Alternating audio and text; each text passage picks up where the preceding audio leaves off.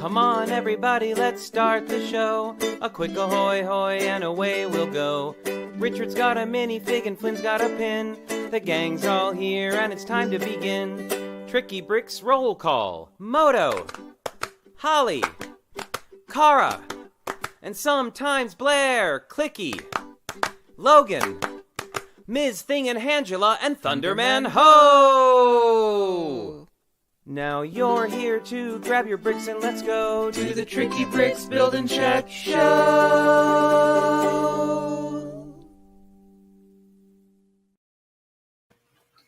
Ahoy, hoy, friends! Ahoy, hoy, friends! Ahoy, hoy!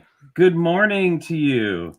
Oh, well, I guess it's time. It's coffee time, so it's time for the helmet to come off. So does that make me Grogu? I guess... I'm thinking a little more. Well, Amy Sedaris. We should get.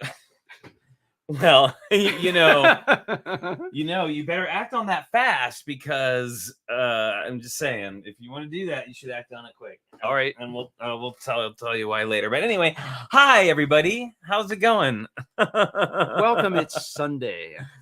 Hope you are all having a good weekend so far. I gotta put my glasses on so I can read the chat. There you go. Oh, hi. Nice. I can't wear them in the thing. It was great to see a bunch of you at the Tricky Lug meeting yesterday, where we called in from a can and a string. Oh, I think a low baud rate can and string. We had no internet all day yesterday. Like literally at the stroke of 10 o'clock, it went off because I sent a message at like 9:59 to someone, and then like at 10 o'clock it was like brr, and then it didn't come back on all night, and I was crossing my fingers it would be on this morning, and thank goodness it is. So hi everybody. Hey, you know what, Flynn? What's that? When we said hello, the audio was on. Hey, you'd think we knew what we were doing. So wait, so Mariana's Bricks has something interesting. She says, good afternoon. Did you know that you were famous on Portuguese cable TV? No, awesome. I didn't know that. That's awesome. That's cool. I hope somebody cool did my Portuguese voice. Like, was it dubbed? I'm interested. I hope it was. But oh my goodness. I know. Now I want to know, is Lego Masters showing in Portugal now?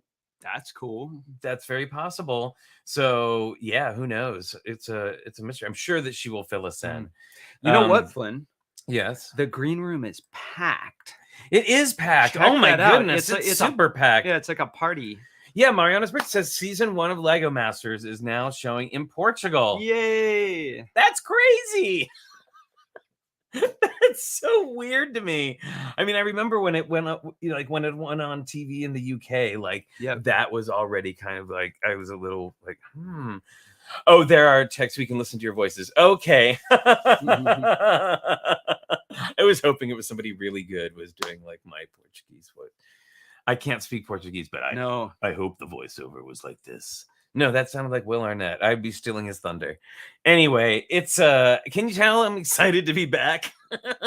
We're psyched. But yeah, so we have a bunch of guests here today. As Richard said, we are packed in the room here right now, which is awesome. I'm very excited. We're gonna have an even 6 squares today. So who gets to be? Oh, Paul Lind is when there's 9. That's squares. When there's 9. Yeah, I'm sorry, but that's always us. Oh, my Brick says only now. Your daughter went crazy because she recognized you too. That's so sweet. Oh, cool. That's awesome. Well, hi, and so glad you're here. But let's get on our special guests special and irregular guests for the day. Here she is. I'm not going to try to do the thing where I say where people are from because there's too many and I'll just screw it all up. Geography's hard. From a place in the United States, it's Minifigchick. Hi, Cara. Hi, Cara. Good morning, everyone.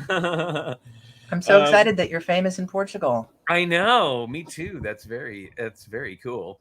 And now two somebodies who will soon be famous in Portugal, probably like a year from now. It was coming soon. It's Moto. Hi, Moto.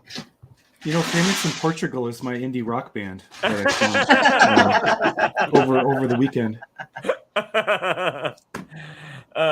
We also have soon to be famous in Portugal from Lego Masters Season 2. It's Randall. Hi, Randall. Hi, It's Randall. been a while. I haven't Yeah. spoken to y'all. I owe everybody specific messages, so I'll talk to y'all after the show. All right. Well, we're so excited you're here. That's awesome. Very cool. You and Moto have color coordinated outfits. I know. Hey. You guys planned that. I knew it was happening. Is that a Season 2 thing? Yeah, solidarity. So we had okay, and then now from another part of the United States, someone who is famous in all of our hearts and minds. It's Holly. Hi, Holly. Hi, Holly. everyone.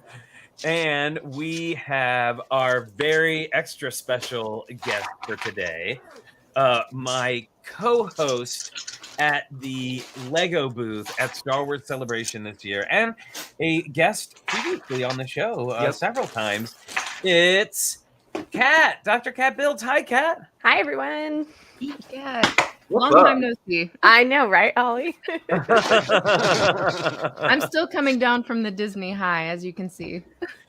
Yes, well, I'm not going to say that we may have gotten into Disneyland through illicit means, but It was Disney magic. it was Disney magic. Those passes were bought and paid for. They were. They were.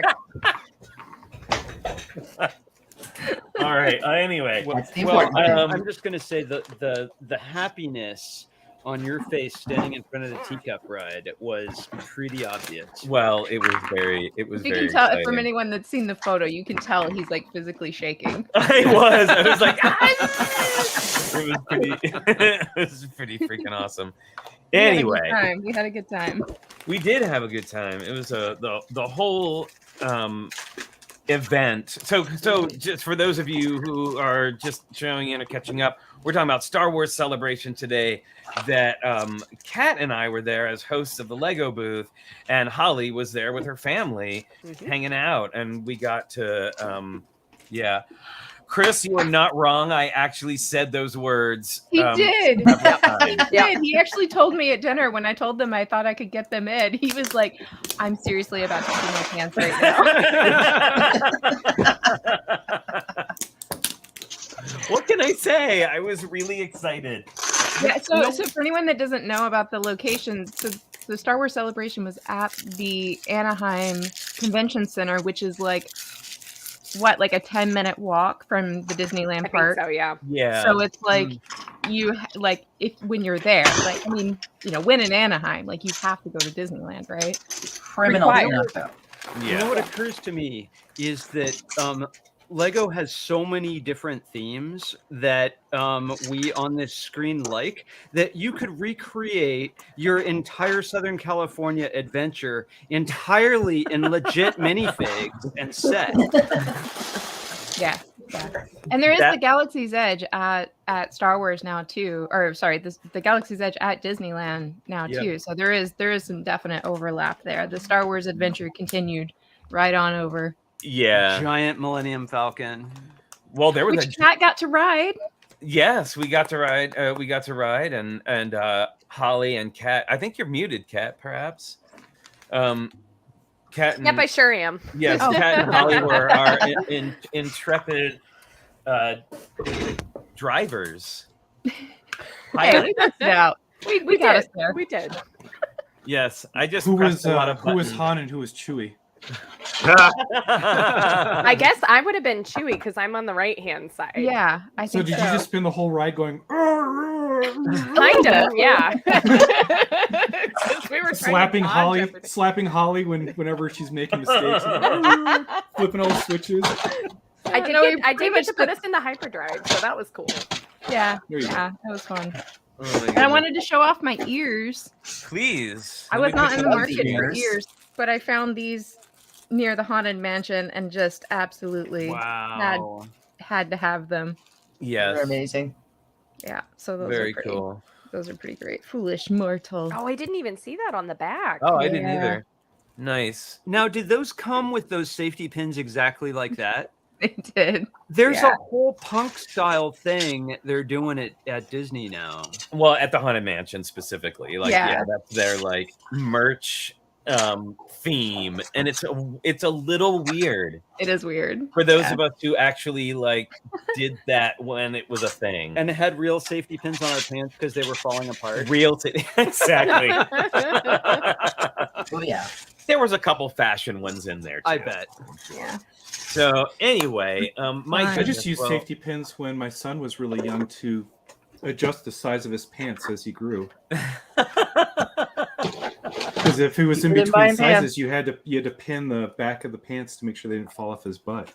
Well, and I have to say, safety pins play a huge part in theater and costuming. My friend Tina, who made my fabulous cape for the Fabulorian, this like beautiful like lavender. What is it? The Lavender ultra suede cape. It was like pretty epic, but she like packed me a little costume kit that included some sew-on snaps, some Velcro, and a big giant safety pin. Which So- must have come in handy because when I came down to visit in the hotel room, Flynn's sitting there on the bed sewing his Velcro. I was sewing some Velcro. So, well, gosh, y'all, I gotta say, let's do pins and then say hi to everybody who's in the chat. So, I'll ask everybody to chime in the chat here in a second, but to get a hello. But for now, we're gonna start with pins. So, golly, Kara, how about you go? How about I go? I have Space Pin. Ooh. Richard Yay, and NASA. I have that same space pin. I know. Richard got it for Richard and me. Pin Pusher and I went to the Chabot Science and Space Center, and we got to see the prototype of the new moon lander. It was the very first time it was being unveiled to the public, and it was just super fun. Yeah, So the Viper lander. We talked with Gaze in the space. lead engineer. Well, and Lego's Yes. latest NASA sets are the Artemis. Yep. Like Yep. one of them is, at least I know. So then I'll go next.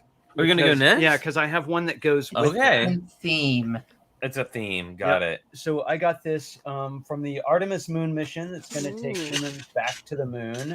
There's the there's right there, the heavy lift. Of course, I see. I was at Celebration so long. I just see an AT-AT in the background, like that. That's what I saw too. Let's see, Randall. Yeah. I don't know if you know this, but while I was a Lego maniac in my younger days, I was also a gamer. So You know that. had a Mega Man pin. Oh, that's so Oh. cute. Oh, Hold it closer nice. to the camera. Oh my goodness, it's so cute. Cute. Yeah. So I got a couple of these, but I had to get this one. Whenever I go to like gaming events and stuff, I can kind of show my prowess, my knowledge with stuff like that. That is so awesome. Oh my goodness. All right, Moto. Coronado National Memorial. Oh, nice. Very nice. Cool. You've Yep. been running a sort of national parks theme recently. Yeah, NPS. It's a great system, and Coronado's pretty cool if you ever go there. I did not find the cross. Indiana Jones had already put it in a museum. No. Okay. Dang it all. You know, every park ranger I have to I've do ever this. met There. seemed to really like their job and was super nice.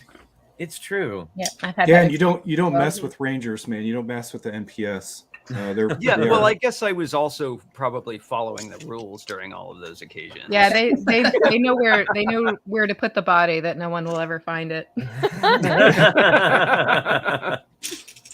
no, they're worried Okay. about keeping people safe. But yeah. All right. Well, Holly. All right. So one of the many pins that I picked out this past week is a tough choice. So I have a whole collection with these, but we'll do them 1 week at a time. So there's my little gonk droid. Yay. Ooh, so Gronk. cute. It's Mhm. so cute. Gonk, gonk, gonk. Trash can with legs. Yep. And there were a few of those cosplays at There Celebration. were. Pretty good. What was that? We had that on the speed build, and it was the droid that its feet get set on fire, right? Yes. Oh, I At missed Jabba's that. palace. Yeah, we hosted a speed build, and it was Brictionary. That's right.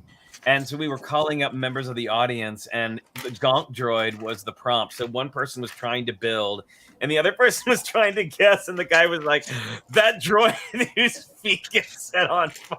It was so good. And we were like, well, yep, that's it. That's not gave it wrong. to him. Yeah. We gave it to him in the spirit of fun. All right, so Kat, what have you got for us? Well, I just brought the whole thing because 2 people on this show helped me Oh yeah. get into pin trading. So this is my very first lanyard.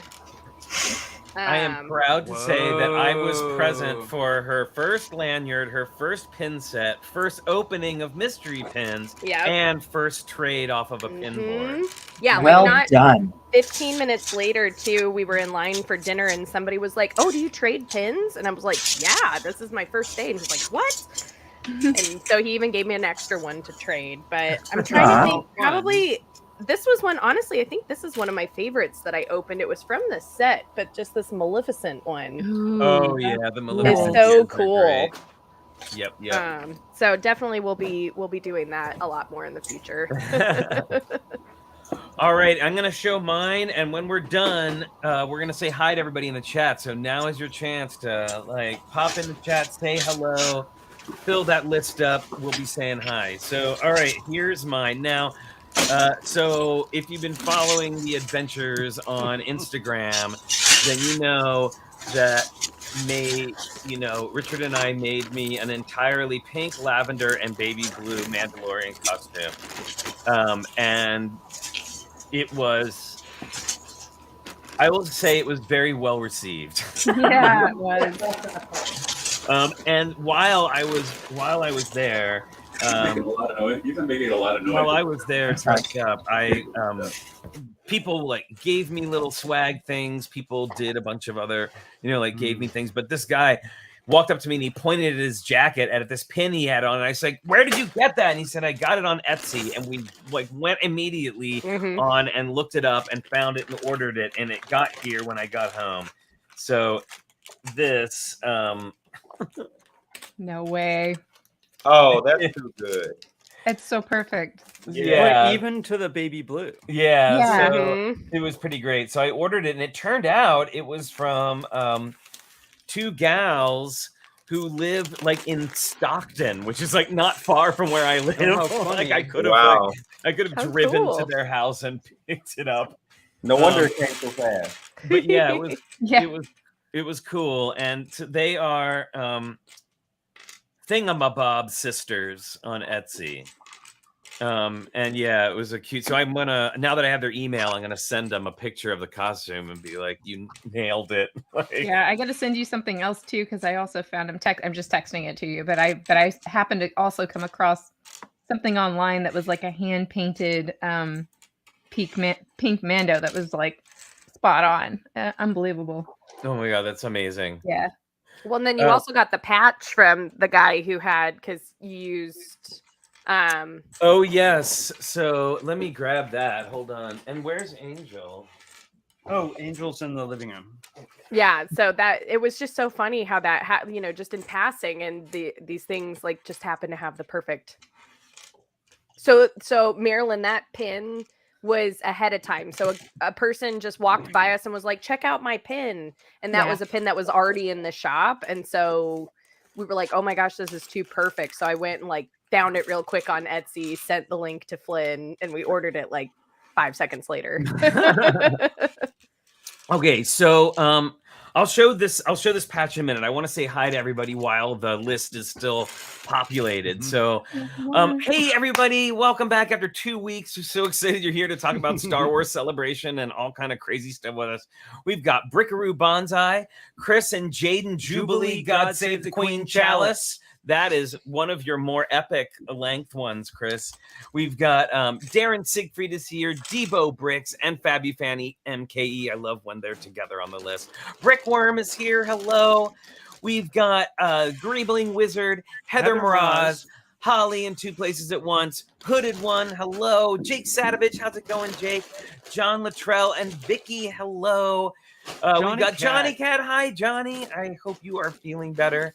Hope things are good. We've got Lisa Head is here, Marilyn Parmley and the Parmleys, Steve and David. Kicking off the escapades. Yeah, kicking off the escapades. Marilyn Parmley, Matthew Builds Bricks, Monica Berry, and Moto.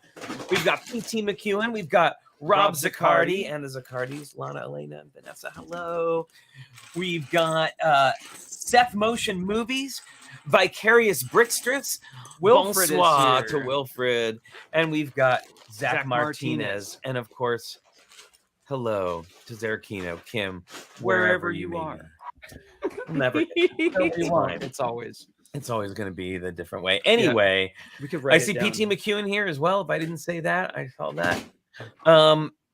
We've got so yes. Anyway, the Grogu. So for my pink Mando costume, I was like, I can't just have green Grogu. It doesn't go with my color scheme. I was very committed to the color scheme.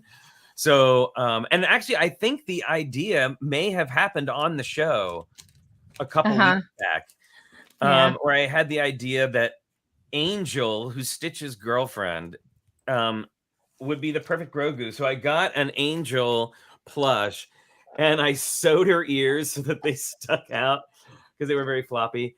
And then my friend Tina, who made my cape, custom dyed a piece of terry cloth, baby blue terry cloth, and sewed like a whole dress with a total cowl neck. I Absolute perfection. I have a delightful photo of Tina measuring her for her dress. Pretty hilarious. So yeah, pretty epic. So this other guy stopped me and he's like, I have something for you. And this was what he gave me. Cute. Oh, that's great. Wow. Awesome. Can I show the little sketch that I did of? Yes, sure. So tell us about that. Yeah, so if anyone's not familiar with Rancho Obi-Wan, it's basically like a Star Wars museum. So they have all like tons of memorabilia and stuff that people have collected from the deserts and wherever.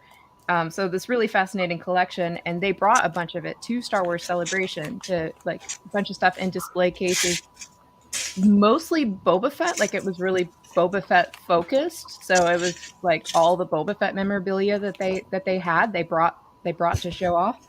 And then at the very end so it's kind of like a walkthrough pop-up museum that they had, and at the end they had these little sketch cards, and you could make a little sketch, and then they were going to hang them in the gallery of the actual museum. So my kids and I, got in on that action, and we're doing some quick little doodles.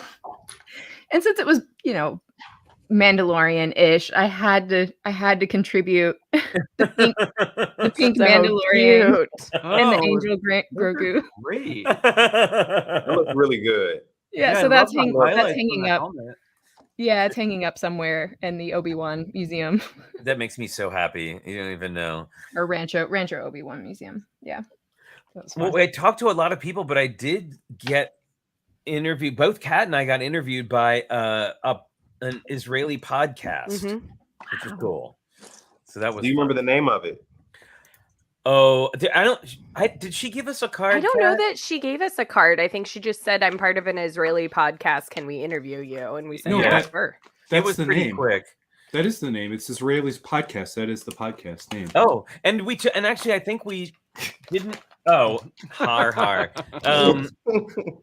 And before they interviewed us, we actually I ended up taking a picture with their whole crew, out in front of the fountain. Like I didn't know what was going on. It was hard to see anything in there. Anyway, we should talk about the Lego booth. Oh my gosh. At Star Wars Celebration. So and we'll I'm sure trickle down back to cosplay soon because it was a whole thing. It was a whole all element about the cosplay. of the weekend. So the Lego booth, Kat and I got to host. It looked great. I'm trying to actually find some pictures. I have all these pictures that Kat sent me. I'm just trying to like fish through them to find the right ones because we took a lot of photos. And Kat, Brickworm asked, "Were you in costume?" What? Not quite as epic as Flynn's, but I did have a different outfit for each day. So I was Darth Vader, Leia, and BB-8, and then I was gonna be Ahsoka, but I decided to repeat Leia on Sunday. So it was really great. It was kind of like a Star Wars bounding. Like you would like your BB-8 dress was amazing. And I'll find the photos. I have them all. I'm just I was going to make a slideshow and there was literally so many that it wouldn't load them all into the like into my program. Yeah, so, I have pictures, but of course there's like a million people and so let's talk a little bit about what was at the booth. So Kat and I were super fortunate to do. Actually, Kat, can you talk a little bit about what we like, the sort of things that we did while we were there? Yeah. So we were like the MCs at the booth the 4 days of the celebration, and so some of it, we've kind of alluded to some of the games we got to do. So we did some speed builds, we did some Brictionary, we did a lot of trivia, which was really fun. But the other big part of the booth was we got to interview some people. So one of our interview guests was Eric Varsagi, and he is one of the senior designers at the model shop in Enfield. So if you saw any of the pictures of the big brick built Luke kind of photo op, he did that. And so he talked to us about how he builds some of these massive structures. He's done Poe Dameron, he's done BB-8. He's kind of known for I think the Venator ship. If you look up Eric Varsagi Venator, that's kind of, he said, what got him Google famous. And then the other people we got to interview were 3 of the senior Lego Star Wars designers. So we had let me see if I can remember. It was Jens Krongold Friedrichsen. We had Michael. And bless you, by the way, for saying their names every time. Because like once you got it right once, I was like, okay, you're saying them now. We had Michael, except I always blank on it's not Stonewell. No. He's Canadian, and it makes me so mad that I keep blank. I was so focused on Jens's name because it's very Danish. One to pronounce. And then we also had Cesar Suarez. So Cesar was the designer responsible for this amazing set that just came out. And I actually picked his brain because I was having a hard time getting this end piece on, and I'm like, what am I doing wrong? Exciting to be able to ask the designer that question. Yeah, it was really cool. Because they gave us a set questions that we were supposed to ask, but then they were like, and then just go for it. Yep. Like whatever, whatever you guys want to ask. And so we did get to ask some of our own questions, which was cool. I am almost at a place where I can share a picture. It's going to be a little like. Well, I have a question for Randall then while you bring that up. Randall, do you do cosplay? I don't. The last time, so I went to Star Wars Celebration when it was here in Chicago in 2019. So actually when Kat and Flynn were on live and we're talking to what's his name? Eric Varsagi. Yes. Y'all were pointing to that Luke build where he's like he's stepping out, because I saw that there the first time, because that was the 20-year anniversary of Lego Star Wars in 2019. Oh, really? Yes, he did say they brought that. Yeah, so it was really dope to see that and actually see the guy that was responsible for that. And but here, a friend of mine was with me and she did Ahsoka. So maybe one day. Oh, there you go. Yeah, so Very there's cool. Kat in front of the Michael Lee Stockwell. Yes, and Michael was the designer of that amazing new Trash compactor diorama, which I got him to autograph the box for me, which I'm super psyched about. Yeah, so in that build, and yeah, like you said, they brought it for the Chicago celebration in 2019, but they said, we want to bring it back again. And so he talked about how theoretically everything in that you could build out of bricks if you have the pieces, the time, and the patience. But they did mention that because these have to ship all over the place and you know, people can get up close and take pictures, they do have some steel running through it. So it comes in the back to connect to the mosaic. There's a piece that goes up through his leg, up in his head, up through his arm and the blaster. They decided to have his hand upright so that way people didn't get clotheslined trying to take a picture. But and then they also use it's not an adhesive, but they use a solvent too, so they do kind of craggle things so that way people can't take bricks off of the building. They did say they find bricks added to it. How interesting to know that you could just build it standard out of bricks. I mean, I wouldn't want to get close to it because it seems to defy gravity, but well, he said that's their goal. I don't know whether they necessarily achieve it every time, but they like their goal in doing it is like to try to make it as buildable as possible. Which I thought was really cool.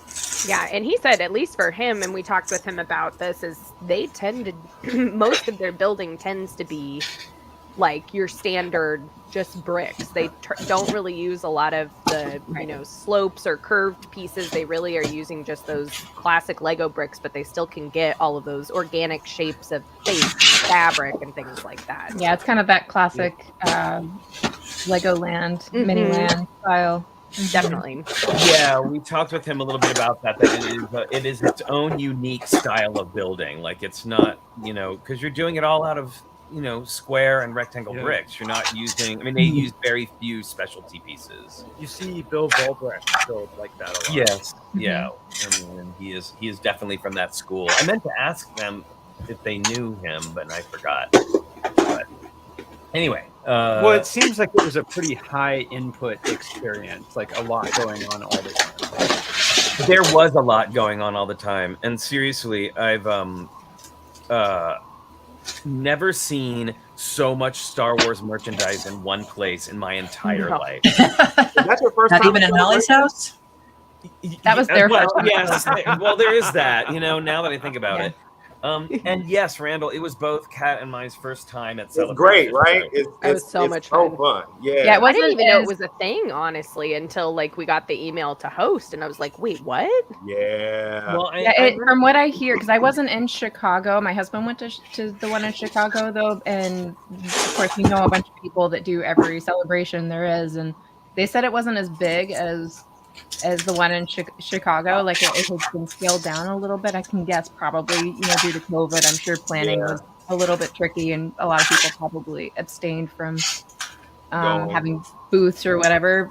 It's still pretty big. I was going to say, which feels hard to believe because it was still huge. Yeah, the last one that I went to, I'm trying to remember if it was in the one before Chicago. I don't know if it was in Orlando or Anaheim. It was one of, because we also went to like either Disneyland or Disney World. And that one was also much bigger. So, yeah, I know it's like hard to imagine, but it's hard to imagine it being bigger. That thing was enormous. Like it was just more filled out. Like if you extend it into the hall, you know, there was some kind of empty space on one side of the hall. It's like it just kind of it was almost on par with like San Diego Comic-Con scale at one point. Yeah, it was intense. Yeah, it was fun, right? Like it's not what if you don't know about Celebration and you're not immersed in like the Star Wars fandom, it's impossible to know what to expect. Like I really didn't know, and I gotta say, it really, you know, for as much as I say, like, you know, I don't know anything about Star Wars, blah blah blah. I mean, I know enough, right? Like I have my street cred for being there when the, you know, being alive and in the movie theater when it opened, you know, like. But that's Star Wars. But it really like rekindled my like the Mandalorian really rekindled my like appreciation of Star Wars. But going to this event, and I mentioned this at the Tricky Lug meeting yesterday, is that when your only interaction with a fandom is online, and like especially Twitter, and I actually tweeted this, especially Twitter, it's really easy to only see the toxic side of the fandom and assume that it is a very not fun place to be, right? That's what it's like. And I gotta say, like, my experience, and Kat, I'd be interested to hear your take on it. My experience was everyone was so kind and so full of joy. And so, I mean, of course, I didn't speak to every person there, but like everyone I personally interacted with, even some of the people that I thought was that I was a little nervous about, like were fantastic people. And I think it's so much about how easy it is to be toxic online as opposed to like. Well, the solution is obvious then. Delete Twitter. There is that. It was a breath of fresh air just to see, like, I mean, people were there because they were excited to be there. And, you know, like, I mean, people were just so nice. And when we were telling them it was our first celebration, they were just super stoked for us. And I feel like the only time where it wasn't even toxic, but people were a bit nutso was our last trivia, because I think it was the last day for polybags, and people were like almost clambering over each other to get polybags. And also, I told you guys what happened that morning. It was like people were waiting in line for like hours. Yeah. Even it was a security thing. We don't really know what was happening. My husband got caught up in it because he was trying to go by there first thing to like pick up some stuff and could not get into the building. Like they you know, there's like thousands and thousands of people. They were trying to funnel through like one door, and they weren't even letting them in when it was time, you know, for the doors to open. So people were getting like really irate, and that's really unfortunate because it was like everything was going off without a hitch and everyone was in a good mood right up until that very last day. And I'm glad, like, we ended up not going the last day. That's when we went to Disneyland instead. I'm like so glad, because I was just hearing like horror stories of how crazy it was that day. So did you guys see a cosplay? If everything's unexpected, is there like a Spanish Grand Inquisitor that just shows up, and like nobody expects a Spanish Grand Inquisitor? No, but that would be Minifigchick. But it would be that would be absolutely acceptable, and people would love it. You said there were Star Trek. There were people. Saw a couple Star Trek. I saw them actually showing their Star Trek, like getting their picture taken with the Luke Lego figure in their Star Trek uniform with their phaser. It was very funny. Oh, my favorite though. So I actually didn't even see this one on site, but I saw it in pictures afterward. So did you see some of the characters and like their ghostly form? Yes. Yes. Okay. So like I spotted one when they were doing the big Leia photo. They had a picture of all the Leias lined up, and I saw one that was like Ghost Leia, which I thought was hilarious. And then I ended up seeing like at some point like a Ghost Luke. Yes. But then I saw the picture afterward. Apparently there was a whole group of them. There was. And then there were Mandalorian Ghostbusters with them. Oh my gosh. Yeah. So they were like, they're just like awesome. mesh. Yeah, right? they were. Yeah, they had like made a little like poncho with a hood, with a head covering of like blue fabric that they had like laid over their whole cosplay. It was hilarious. Oh, I never saw them all together, but then you have to send me that picture, because I definitely did not see that. Light blue makeup and everything. No, they were just like regular. I mean, I kind of wish somebody had gone that far, but it was just like they kind of like sewed some baby blue netting and then like put it over their. It worked perfectly. Great. Like it was great. You got the joke, and but and again, when we move to the cosplay section of the show, we'll talk a little bit about like how far some people went. Like we definitely saw a range of everything from like store-bought jumpsuit that had everything already pre-printed on it to like just full on mechanical giant costume. Oh my god, some of those crazy creature costumes. Okay, yeah, we'll talk about it later, but holy. So Kat, I am having a terrible time finding pictures of the booth, pictures of us with the designers. So I'm going to go to Instagram, where I did post a picture of us with the designers, and I will I'll be able to show that picture. I cannot for the life of me find any photos, which is ridiculous. Yeah, did you guys get a chance to take any photos like before it was open to public? Yeah, a little. We did a little bit. Well, didn't you have a little mini interview? I'm reminded of Minifig. We did the live. Yeah, so we did do an Instagram live video.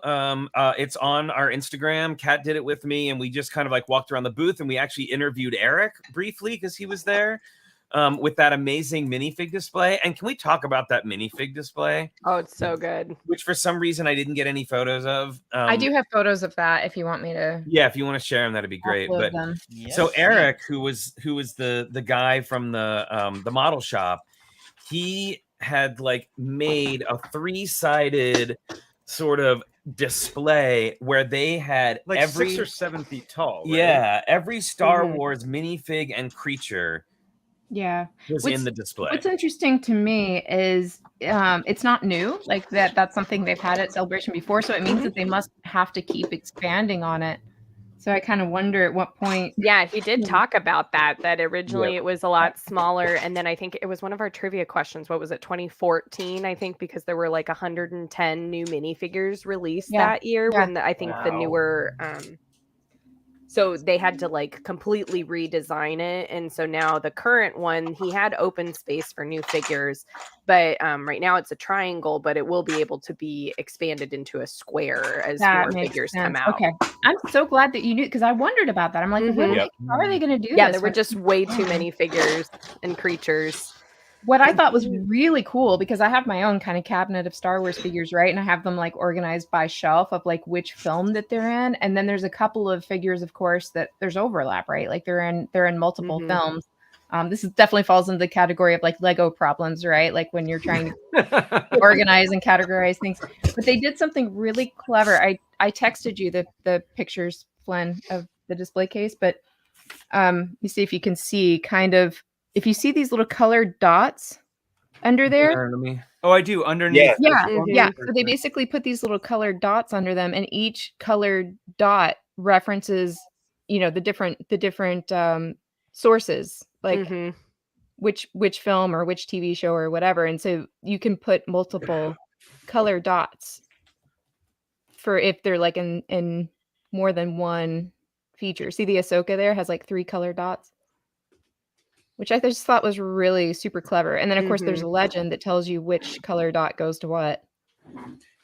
Yeah, and you can kind of even see in that picture, too, with all those stormtroopers. So he was talking about that because it's been awesome that Lego has been having a greater variety of the heads underneath the stormtrooper helmet. Oh, yeah, so yeah, he yeah. did that on purpose to showcase.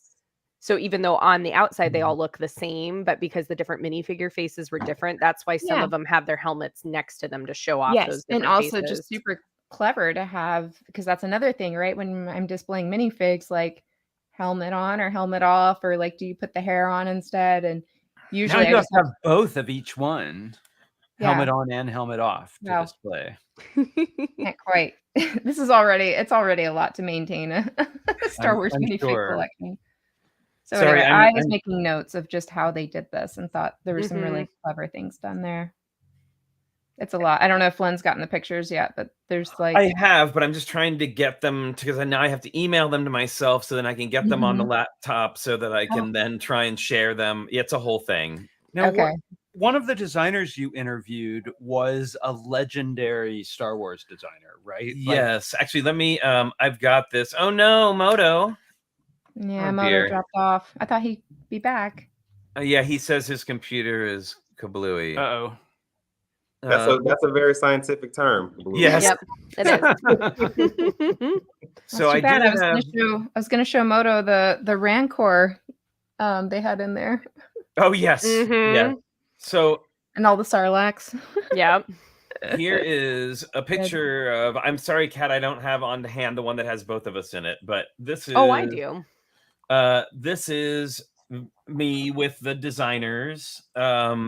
And the guy on the left, and I'm going to let Kat say the name. So that was Jens Krongold Friedrichsen.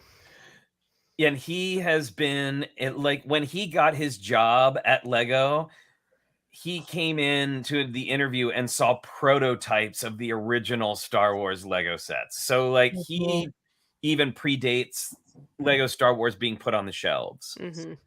And there was actually one of our trivia questions for the Lego trivia was, there's like, I don't remember all the details. Kat probably does. It was something like there's a panel, and they even preface like this was a really challenging question, but there's like a panel, and then there's like a keypad, and it was what what are the words like underneath the keypad. So, one of them was like play well, which everybody thought of what was that. But I think it was Yen's Lego was what Yen's was under Lego was the answer. and it was a tribute to him as a little fun Easter egg. So I think he said he's been doing it 27 years. Yeah. Yeah. So because he was amazing. The theme launched in 1999. And I think he said he had started working at Lego a little bit before that, but then as soon as they announced they were going to be doing a Lego Star Wars theme, he basically asked his boss, being like, "Can I go to that theme?" No. There we go. That's what I was looking for. Oh yeah. So now everybody's kind of swapped around, but the guy on my right, that's Cesar, and he's the designer of the land speeder, the new land speeder. And he did some of the he didn't get to finish it, but he did some of the, I think, prototype sketching and things like that for the Dagobah diorama, but he had to pass it off so he could work on the UCS land speeder. And then the guy in the middle next to Kat is Michael, and that's the guy who did designed the trash compactor. So it was he did the child as well. Yep. Had he also been there for that long, about 20-something years? Yep. Okay. Both of them had been there for about the same amount of time. I remember them doing a 20th anniversary Star Wars, like Lego panel in Chicago, and I think they were talking about how they started working on that stuff. So that's why I recognized them. Yeah, they both have been there basically from the ground. So they've both been working at Lego a little bit before, and then basically have been on the theme from the ground up. And then Cesar, I think, said has been there since 2016. Okay. I think. I have all joined Lego in 2014-ish. I have all the regrets that I didn't make it over there for any of. I didn't know when they were going to be there or what was happening over the booth. But since I had the kids with me, it was kind of difficult to try and like do anything that I actually wanted to do. Right. But yeah, that's kind of unfortunate because Star Wars is pretty much what pulled me out of my Lego dim age, I would say, because I was in college. I think I've talked about this on the show before, but like, I was in college when the Star Wars theme came out, and that's kind of what got my attention and got me back into like the toy aisle and the Lego aisle. And I would buy wasn't like collecting, but I would buy like a couple of Star Wars Lego sets, every year while I was in college. Was there a set in particular that really did it? Like, oh, hello. It was if I had to get, I really can't remember the first one that I got, but the X-Wing was definitely one of the first ones I picked up, and it was like the X-Wing with from Dagobah with like the Yoda's little hut, and that one was like, I have to go home with you. It like spoke to me. But I bought, a couple of other like smaller sets too at the time. But at the time, I mean, that X-Wing seemed like a really big set, and now of course it's like nothing by comparison. But and it's really basic too, also because they've redesigned it so many times. This was like the first one, But yeah, and the most sentimental, and also I've talked about this too, but was when my husband and I first started dating, he got me the walking AT-AT for like a Valentine's Day, and that sealed the deal. And that was like early 2000-ish, I guess. That sounds right. Yeah. So anyway, that would have been kind of cool, I guess, to, have tipped my hat to like, renewing my love of Lego. Sorry, I'm still trying to get these. I should have just told you to email them to me. It would have been easier, but I'm going to do that. I'm getting there. There. I've seen you came prepared with all the cosplay. Light side or dark side? We're talking about Kat? Kat, yeah. Oh yeah. Oh yeah. So I shared this photo because you can. Not only is it us fresh on day one before the madness started. I'm sure if you looked at a picture of us from day 4, probably a little haggard. At least I know I was. Actually, Pat always looks fabulous. I was just like, thank God I have a helmet to put on. Kat, were you muted? I didn't hear your answer. Oh, yep, I did mute. So I did. I mean, I guess I did kind of both. I'm probably a little bit more light side, but I do love the dark outfit, and the dark makeup. So, But yeah, it was fun. That's the Darth Vader dress, and then I had the BB-8 dress, Yep. and then got some fun bows on Etsy, and then I had Star Wars themed earrings for each day too. So I think I wore my Millennium Falcon earrings with Darth Vader. I had Rebel Alliance ones with Leia, and then had some BB-8 earrings for BB-8. So yeah, I don't The get to dress BB-8 up in were- my real life. I work in a hospital, so I just wear the same thing every day. So when I get a chance to dress up, kind of go all out with it, and it's a lot of fun. Well, and I did want to mention, because we always talk about staying safe and healthy. While we did not have masks on in this particular photo, when we were inside, I would say 97% of the time we had masks on. You had to be vaccinated to get into the convention to begin with. So I felt pretty okay about it. There were a did lot too. of people not wearing masks, which was kind of alarming. Yeah. To me. Yeah, especially because masks were supposed to be required, and I would say it was maybe 50-50. Maybe. But Yeah, we we- just kept our masks on the whole We time. kept ours, like all my kids and all of us kept ours on all the time, and we Yep. came away unscathed, and we Mhm. know people that didn't. So Yeah, you know. we did. Both Kat and I did all right. I've taken 2 home tests since we got home. So Same. Kat, I was just thinking what it would be like if I was in a doctor's office or hospital and the doctor showed up dressed as Darth Vader. I might have second thoughts. So I wanted to point out real quick, like, you can see this is how we figured out where we were. Every time we could be like, you could kind of tell where you were in the convention hall by just looking for the giant Lego Yeah. Yeah. brick. Oh, you know what? You're right, Cara. You know what? Before we get Oh my goodness. into the Lego booth, it's actually time. 2 weeks and 10 minutes ago, it was time, or a week and 10 minutes ago, it was time. Everybody, it's time for the pause that refreshes. That's right. It's Logan cookie time.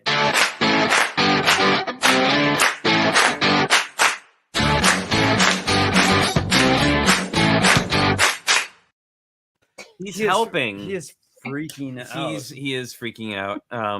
Here. There we go. Say hi to everyone. Hi. Yay, Logan. Okay, you can have those right there.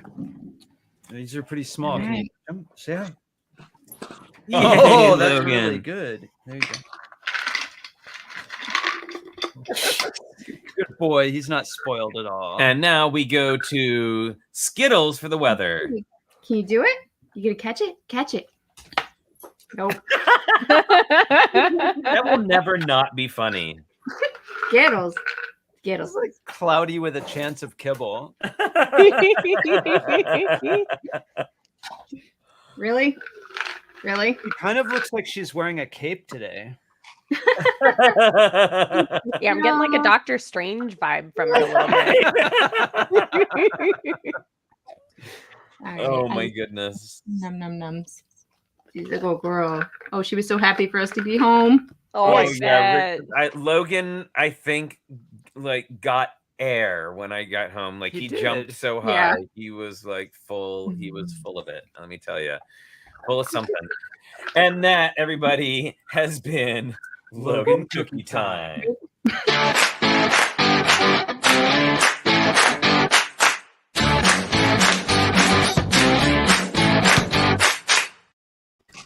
Okay, All now she's right. gonna We sleep. bring our cleaning up. dogs to the airport, and oh my gosh, they were so fun because they love going in the car. So we have 2 mini schnauzers at my parents' house, and when my mom was picking me up from the airport, there was all these people just cracking up because both of them were like, "Oh my gosh, you're here!" And I had to like make sure they weren't going to jump out of the car when I was trying to get in. And then we pick up our new puppy soon. I was trying to find a picture. Oh. All right, so let's talk for a second about. There were actually some product reveals that happened. Oh, no, wait, Kat. Oh, I want to see that. I want to see that. Oh. Oh my goodness. That's our new little floofer, who I think my mom gets to pick him up next Sunday. So cute. We'll have to have you back on for Logan Cookie Time when you have your Yeah, Yes. puppy. they will learn to love it. Okay, so there were actually a couple of product reveals when we were there. Hi, sorry. Hi, Ollie, there we go. All right, there were a couple of product reveals. And we didn't get to be there to reveal anything. So they revealed the sets in a huge auditorium thing. And then they came down to the booth and we got to interview them about the revealed sets, which was really cool. So the first one is here we go. This BD1. Now, so if you don't recognize this character, you would be forgiven because you haven't seen it yet. It is only in Star Wars Jedi Fallen Order, which apparently, I mean, the game is out. But is it? Oh, yeah, that's been out. That got announced in 2019. Yeah, it's been a while.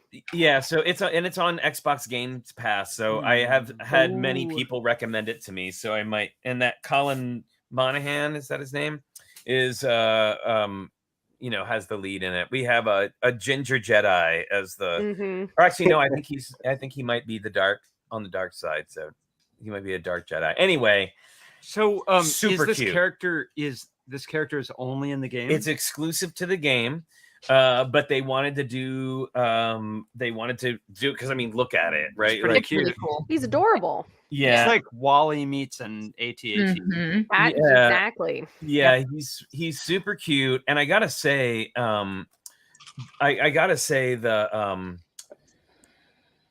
it was so expressive. Like seeing the model in person, it was so expressive. It did definitely it looks like Wally around the eyes.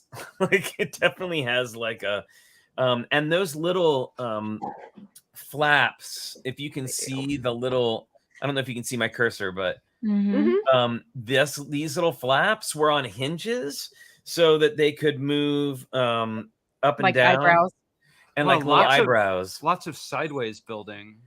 Lots of sideways building. There was a lot of, as you can imagine, Technic in the legs to get them to move. And then there's a new piece in this hip joint here. If you can see this area right here, it not only moves in. Oh, you can't see me because the thing is. Thank you, Kat. So it can do the forward and backward that a lot of the other ones, but the cool thing is it can also rotate in and out now to help with a little bit more posability. And they were talking about the stability because the head actually bobbles quite a bit, like to get kind of that, realistic, personality of the droid. And then it's got right here, it's got that well-known Technic hinge piece. Oh, the really strong one, and it's doubled. Yeah, and it's doubled. And then I love these yellow wires. Well, is that a yellow whip? I haven't seen the whip. I think it's a color. I think it looks gold, maybe. It's Flex gold, tube? I think. Yeah. So they did mention, I think in this one, didn't they say they didn't? I can't remember if they said or not that you can't pose the knees. I think they have that as a fixed angle to help with the stability. So I was going to say he'd probably fall over if you bend him at the. But we had him like in hand, and he stood up really well. Like it was. But like Kat mentioned, there is that kind of like bobbly head. But I really think it's really good. Hey, my mom's here. Hi, Mom. How's it going? Hello. Well, who knows? Maybe this character will show up in The Mandalorian. Maybe it may be. It's pretty cute. I bet we're gonna see it in more than just the game. So, and Moto is right. The stim packs are also in there. So he's got a little drawer that comes out of the side of his head that has a little like stim pack inside of it. Cute. Yeah, it was a very Melchadic move. I thought. Yeah. It was really. I thought that was cool. So that was, I mean, just so adorable. Okay, so now for this next one, I gotta say I'm super embarrassed because the gal who was running the booth, she was delightful, the Lego representative. We were talking about like, so what's this other reveal? And she was like, oh, okay, well, have you guys heard of Andor?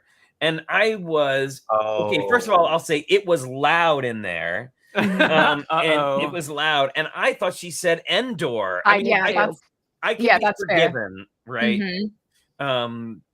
But I thought she said Endor, and I'm like, oh right, yeah, the one with the Ewoks. Yeah. I thought she was talking about like the cartoon. Yeah. She didn't even seriously. Like it went. Yeah. We were just, and again, it was super loud. So no, actually, it's Andor, which Right. is apparently going to be a new show. Yep. Disney Plus, I believe. Mhm. Oh dear, why is it? Sorry, trying to get the picture up, and it keeps disappearing on me. No, I think that's a mistake that people are going to make over and over. It is. My kids were confused too because, like even Audrey, because they showed all the trailers and stuff there at the convention, and we were watching the trailer, and Audrey was like, "Isn't that the plan?" I was like, "Nope, you're thinking Endor." She's like, "Oh, right." Well, so I do find that rather strange that they would call it something that was so similar to an already existing, very popular. Yeah, place. she'd actually gotten it. She initially got it confused with Alderaan, so she was thinking Alderaan, but then she was. Anyway, it was a whole lot of confusion, but yeah. Alderaan, the one Lego set you don't actually have to put together. You just pour the pieces out of the bag, and Well, I mean, if you've watched Obi-Wan now, I haven't, so I have all stopped talking now. Okay. I think it also doesn't help that the character with whom this show is based on is from a film in 2016, so it's been a while. Yeah. Right. Devo says Endor, outdoor, either or, and exactly. It is weird that it sounds so close. You would think that they could come up with something a little more specific. Yep, I agree. Alderaan. Yeah. All right. Anyway, but it's cool. So this is the set. It's called Ambush on Ferrix, and it is based on this upcoming show. And I gotta say, the model, while small, was really impressive in person. Like it looked like the shape of it is really great. And I'm loving these triangle plate pieces here with actual sort of almost points on them. Like it has a 90-degree angle. Yeah. Those are so they said it's not the first time this has ever been used in a set, but it is a recolor in gray. Surprise. Black. But it is a fairly newish piece. Yeah. It's funny. I don't know if anyone else can see this on the screen, but to me, it looks like these models were shot in Star Wars Land at Disneyland. Like that's like the city in the background of Star Wars Land. Yep. That's the genius of their branding. It always takes a turn here. That is a hallmark of our show. How many rabbit holes can we fall down before we finally get to the end? So it was a really cool thing to see, and it opens up, and Jens was mentioning this this little canopy piece right here is actually originally from a Speed Champion set. Which Devo's mentioning that those triangles are in a few Speed Champion sets as well. So, very good. Interesting. So, not to put you on the spot here, Flynn and Kat, but in these interviews with Jens, with all of them, did you get a tidbit that just kind of blew your mind about design of Star Wars sets? Was there anything like I had never thought about that before?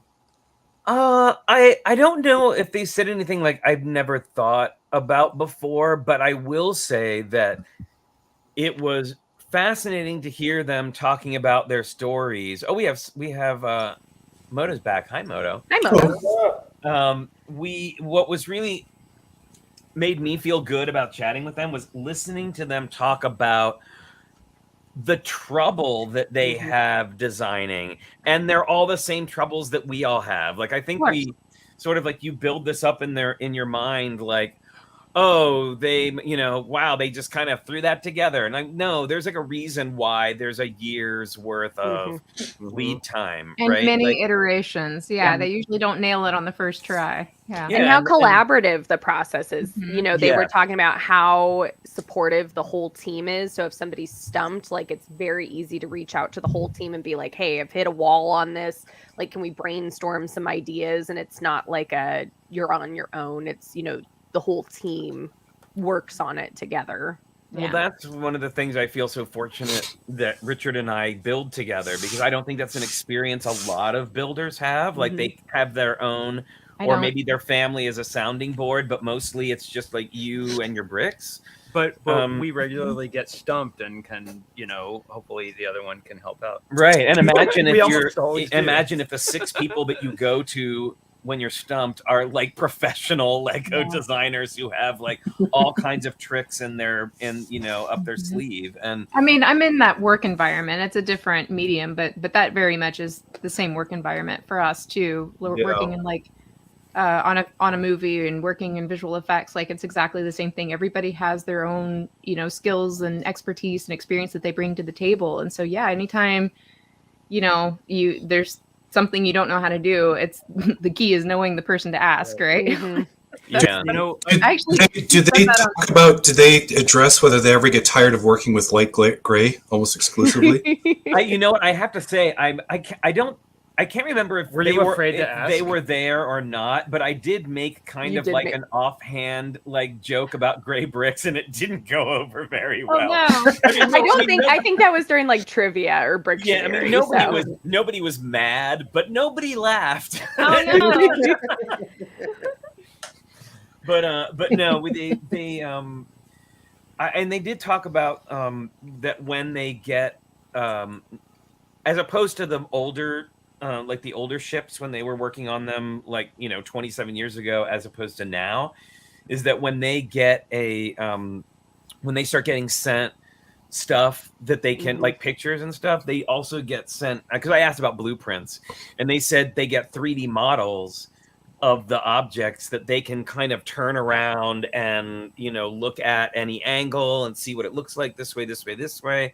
So that was really cool. That's cool. They did say though it was a challenge to like the ship that we just showed, because it was for a new show that hadn't been released. It's like you and the show are both developing things at the same timeline, so they had to kind of versus something like the land speeder. Well, that's been there for forever, so you have a good idea of what to do. Whereas this ambush on Ferrix, they obviously get a little bit more than we do from Lucasfilms and Disney, but really it's like, oh, okay, is this going to be this? Or they were talking about like on the next set that one of the other sets they debuted, like, are the back, is it going to be blue? Is it going to be red? Like for the thrusters and things like that. Right. So they don't always know. And so there's a lot of changes that have to happen when things are happening concurrently. God, it's strange. It's like Honey, I Shrunk the Razor Crest.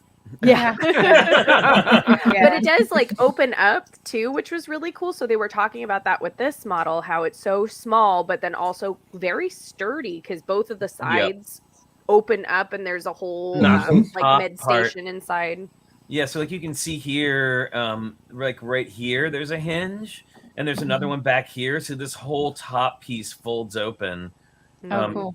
Yeah, and then the side pieces also. It was a really cool looking model. I was kind of impressed by it, especially like because it was only about like the size of a large guinea pig maybe. Like that's when it's good design, when they can pack that many features and keep that streamlined of a aesthetic. Something that small is really challenging.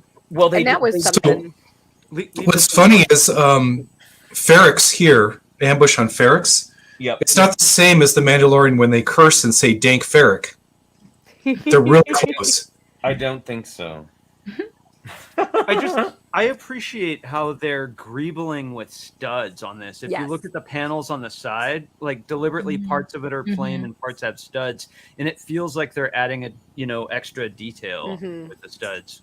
And we did talk to them about that a little bit because it gives more texture. So they kind of mentioned they want the studs to be visible because they want it to be clearly Lego and not just, if they make everything smooth, then it might be just another toy on the shelf. So they do want to keep those recognizable studs visible to identify the model as Lego. But they did address that they're like, no, we want to add a little bit more texture to things. So that's why you see a little bit more of those smooth tiles on there to make it, just take it up another lot. Because that way they read more as like rivets or something. Yes, exactly. Right. And then, they Those are some big rivets. We talked to them a bit about the whole like designing for a 9+ set as opposed to designing for an 18+ set. And they did talk about that, like, yes, using more tiles because it gives it a more finished look, and it's less playset-y and more, they can do more complicated things. And fewer studs on the older sets, on the older age limit. Yeah, because it's meant to display, right? Like it's meant to show on your shelf, and I think we've seen that in a lot of the recent Lego sets that are made for adults. There's this real aim for like the typewriter, like it looks like a typewriter if you're 2 feet away from it, right? Like you have to really like, and I think in some ways, even like the even though there's studs showing on them, the succulents in particular I found to be very like realistic, sort of at a distance type of deal. I mean they're spot on though, because that's something that I was pretty hypercritical of for many years, is whenever they were making like UCS sets and particularly with like their car models and stuff, whenever they had a lot of studs showing, I complained about that. Like it just kind of killed the aesthetic of it. Sort of a difference between a toy and a model. Yeah. Like if it's a model of the thing, they're making it look more realistic. Well, and then so we also talked with them a bit about the dioramas that came out recently. So there was the trash compactor, the Dagobah, and then the trench run. And they talked about how they had to make some decisions about, were they going to do it in micro, were they going to do it in minifig scale, were they going to do it in another scale, and like how, and so how they kind of split it up between the three, and that trench run is in micro scale, but it is one of the more complicated builds because of all that greebling. Like it is, I mean, greebled in a way that you don't see in a Lego set on the shelf. That's some like fan level, like AFOL level greebling. And that's got to be annoying to follow instructions. I've never really followed the instructions for that much greebling, So it's like, it's one thing when you're making a mock and you're doing your own greebling and you can almost like haphazardly place things. But then imagine making instructions and then having to follow those instructions to remember exactly, like, you'd have to constantly be like, okay, 1, 2 stud, Yep. That's sort of a similar skill to putting together the mosaics. There's so much counting with the mosaics. Exactly. Yeah, exactly. You have to really pay attention. I guess it's a little like a 3D mosaic, the like panels with greebling on it. I haven't built it yet, but it does look really cool. And it's kind of one of those things too. I think it's fine if you mess up. Like maybe you don't have to follow the instructions exactly. No one's gonna come and take it away. Okay, sorry, you don't get this anymore. It's just a suggestion. So I hadn't built this prior, because I hadn't. But so here is here's the trash compactor we were talking about. Yeah. Oh, never mind that designer autograph. Anyway, there. Flex. I found about. Sorry, little flex. When I found out about this, so when I was a kid, and I know I've talked about this before, I had the Kenner Death Star playset, and it had the trash compactor in it, and it had these like foam. I had a whole conversation with Holly's husband about. See if I can find it. Hang on. Yeah. So, and it had like foam garbage that went inside of it, and then it had this big like screw turning thing that would make it close. Right. I was obsessed. And then they had, in the movie you just see the eye stalk of the monster.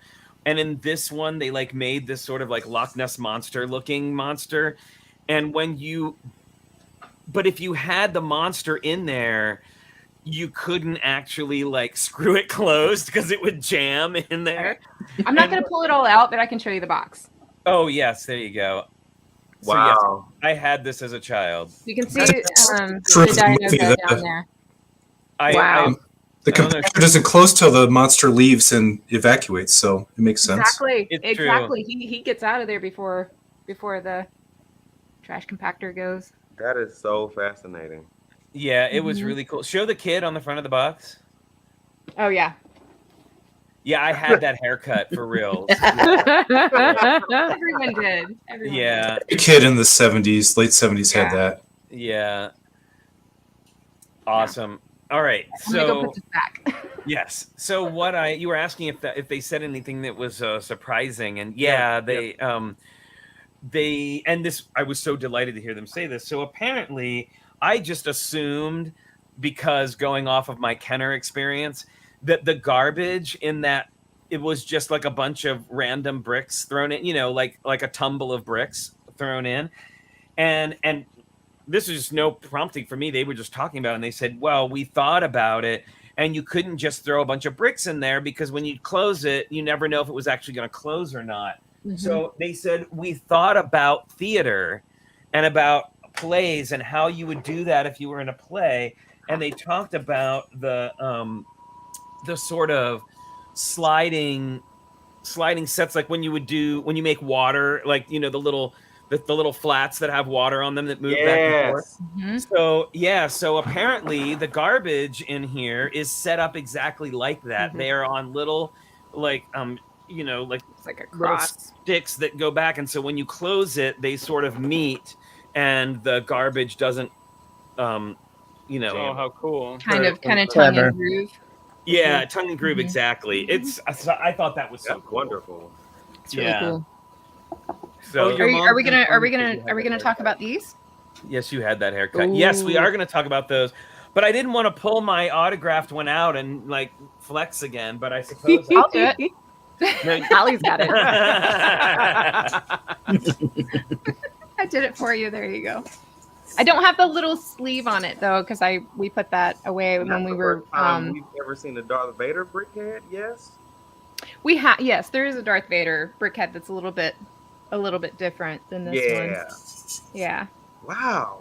Yeah, so these are I think they're released now, but this was so they didn't have any con exclusives, but this was an early access. I know. Look, I'm glad, because if that was a con exclusive, I'd have been upset. So Yeah, so but you did get the little, like Holly was saying, the little extra sleeve on there that says "Got it first at Star Wars Celebration." And so then at the booth, when we did all these designer interviews, there was the opportunity for you to come up and get a set signed. And so most everybody was picking up this set and had it signed by the designers. Mhm.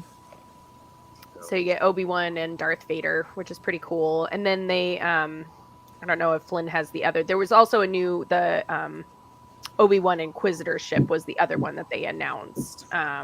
So if you've watched the new series, that big black, really triangular ship. Do we have a picture of that one to show, Flynn? Oh, let me find one. Hold on. So that was the first one that we got to talk with them about. I have really crummy pictures of it because I was a ding dong, and when it was on the table, I didn't get very good pictures because there were a lot of people in the way. But Okay, to be fair, it was the first day, and it was pretty overwhelming. It was very, and that was like our first thing that we did. Like we got there, and then at 10 or at 11, we did that interview with them, and we were like, "Oh my gosh, is this really happening?" Like, and then pictures were kind of secondary. Yeah. Yeah, I gotta say it's a funny thing that you kind of hate exclusives when you don't have access to them, but then when you do go to something like a convention and then they don't have exclusives, it's kind of a bummer. I get it. Yeah. Well, I gotta say though, we were talking to the folks about that and about like exclusives, and they said a lot of cons this year a lot of places aren't doing exclusives. Yeah, I imagine again it's probably due to COVID, like being so difficult to plan for things. And imagine if they plan. Well, they ran into that with San Diego Comic-Con 2020, right? Where they're running into it again this year.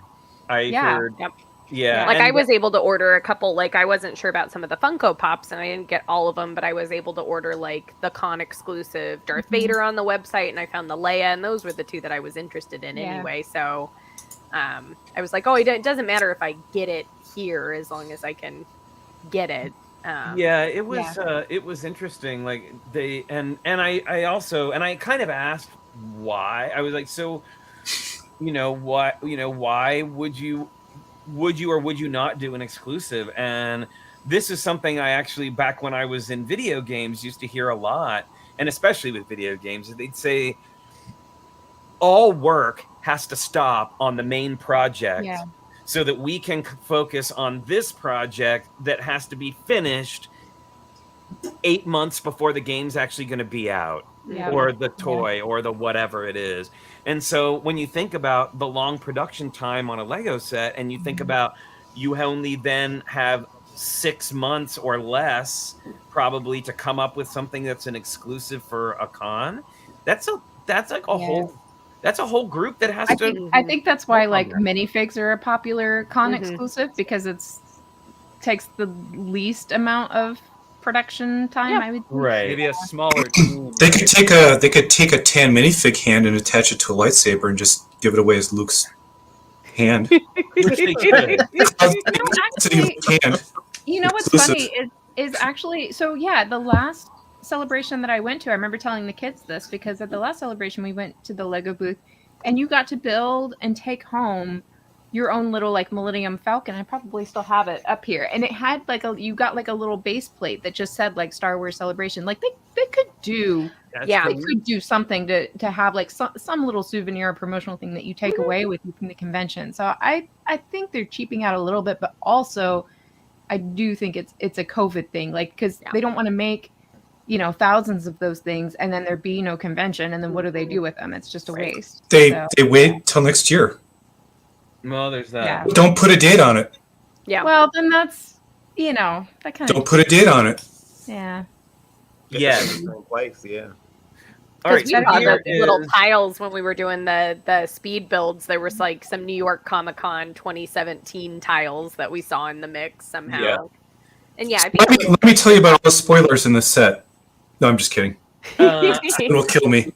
I don't know enough about it, but I will. Well, I can tell you a little bit because my husband and I have now watched the show since I got back. Yep. Well, I gotta say this again, like hearing them talk about doing the shaping of this particular ship, and I don't have it from a lot of angles, but you can see that front part is kind of splayed out, and it has like a little door that opens up, like in the center, like here.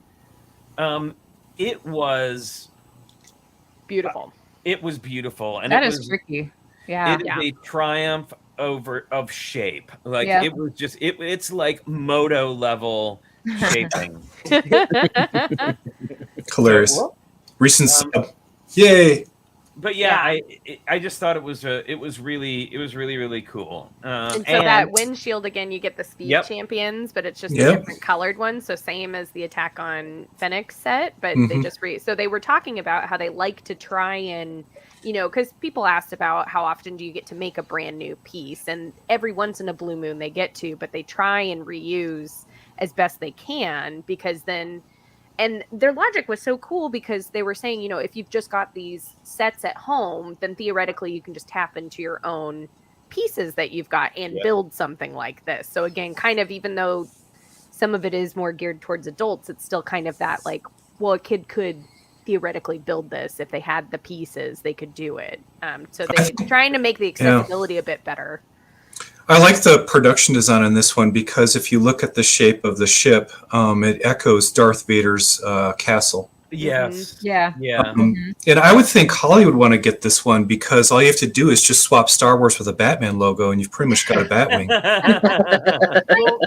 Kind of. It's a little bit different than Batman shaping, but you could do something with it. Like obviously there have been lots of really, really awesome Batmobiles, but when I look at the shaping on this one versus the shaping of that one tumbler, which also had a lot of studs on it, like this is so elegant. It is. That's the word I was going to use. It was an elegance because I'm sorry, that tumbler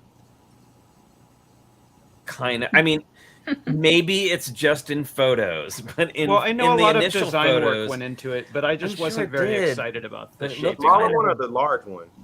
The small one. Okay. Yeah. A little. There was one of them that was a little bit of a mess. I mean, that Tumblr design's kind of a mess anyway. Yeah, like the exactly. So, Yep. You know. Well, it's true. The designers are recreating things that already, have been designed. Yeah, exactly. Edison says, I used to do that as a kid. I'd take the Shop at Home catalog and approximate new sets using parts I already had. That's awesome. Yeah. You know how hard it is to build ships, though? Yeah. I always wanted the ships, like the pirate ships when I was a kid. And, like, that's really hard to build. Yeah. Yeah. You have a pretty quite the excellent same. collection of ships at this point. Yeah, you do. I mean, that's what happened, right? Everything that Made I up was a long deprived time. of as a kid, I obsessed over. As an adult. I'm sure no Don't one we in the all do chat, that? No one in the chat knows about that. Yeah, if you nobody remember- knows yeah. about the Lego I adult remember line. that when I was commenting on the Viking ship, right? Like we were talking about the new release of that, and I was like, it's not the same. Maybe that's where that comes from, is like trying to do brick built ships to look like the really fancy ones with the curved hulls and the cloth sails that you couldn't quite pull off. Oh, and you know what? Speaking of buying new sets, there were because I think this news came out maybe right before we left or right after we left. Exactly, I can't remember, but AFOL Day. Sorry, we're jumping off of Star Wars for a second, but AFOL Day has changed. Now we talked about originally they were changing it. They were no longer going to offer the 15% discount. That's 15. But they were going to be producing an exclusive giveaway set that was going to be given away to AFOLs. And it's funny, like I know everybody was like, they changed it because everyone complained. And yes, I'm sure that was a large factor. But judging what they were saying about what it takes to design something for a con, which you have a year, like that happens once a year, then AFOL Day happens 4 times a year. I can only imagine trying to keep up with that. What I think we did just hire like a dozen new designers. So, but I think what it would, we'll just do that.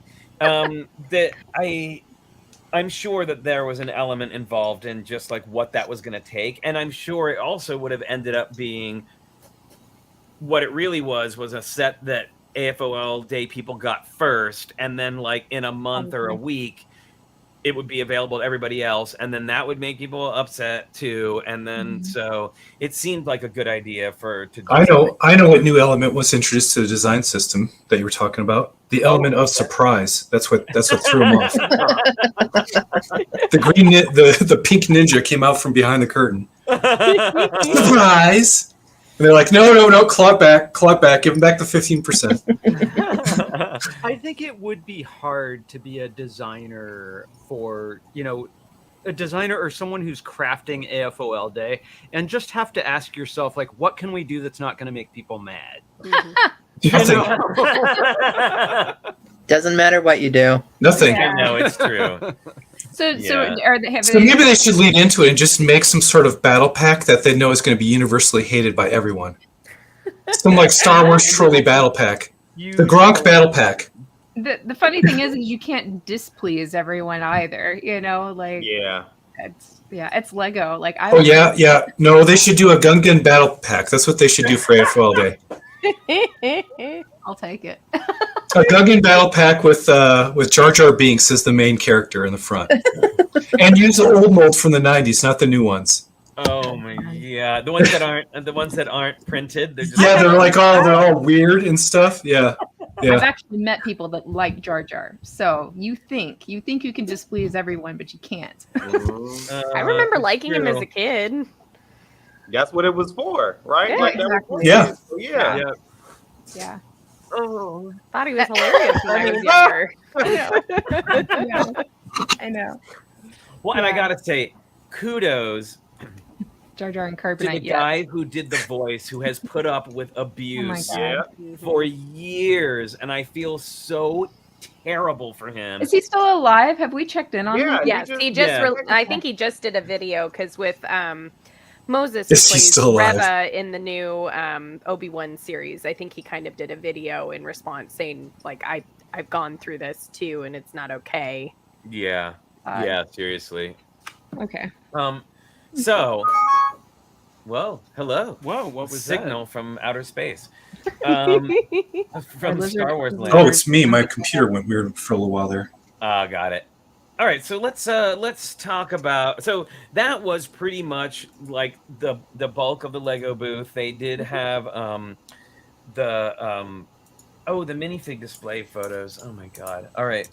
Sorry. I did email them to you if that makes it easier. I did email them to myself. Okay. I've just been doing other things and haven't downloaded them yet. So it was really cool. I remember that knocking my socks off the first time I saw it. I was like, oh, how do I do this at home? I did a TikTok on it too, where I kind of walked around the whole booth and zoomed in on a few. So like I loved that, too, they were talking about the advent calendars where they get to be a little bit cheekier with stuff like that. Because when they're trying to design all the different minifigures and whatnot, they have to go back with Lucasfilms and Disney. Like the Blue Milk Luke almost didn't exist because Lucasfilms was like, I don't know about that. But then because it was in the game trailer, they kind of got away with it. And that's why they made it the game exclusive, which I was excited I was able to pick up at the booth. But so with the advent calendar, so that's one of the new things. There's a new summer celebration special that'll be happening this summer. So they had a giant Darth Vader in swim trunks and flippers.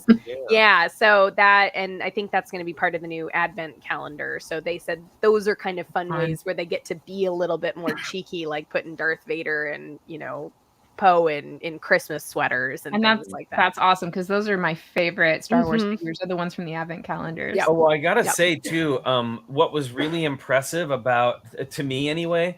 So we got to get up close to that. It was because it was like a Darth Vader minifig made of bricks, like brick built. Pretty big. Yeah. And he's wearing like a Hawaiian shirt.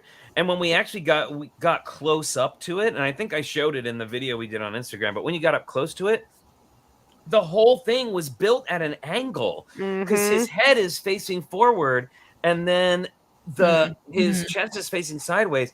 And it was all done with the points of the bricks out and still like almost like a lenticular. Yeah. And but completely red as from a distance as a print. It was really cool. It was so cool. Okay, here we go. I think I've gotten one of the photos up.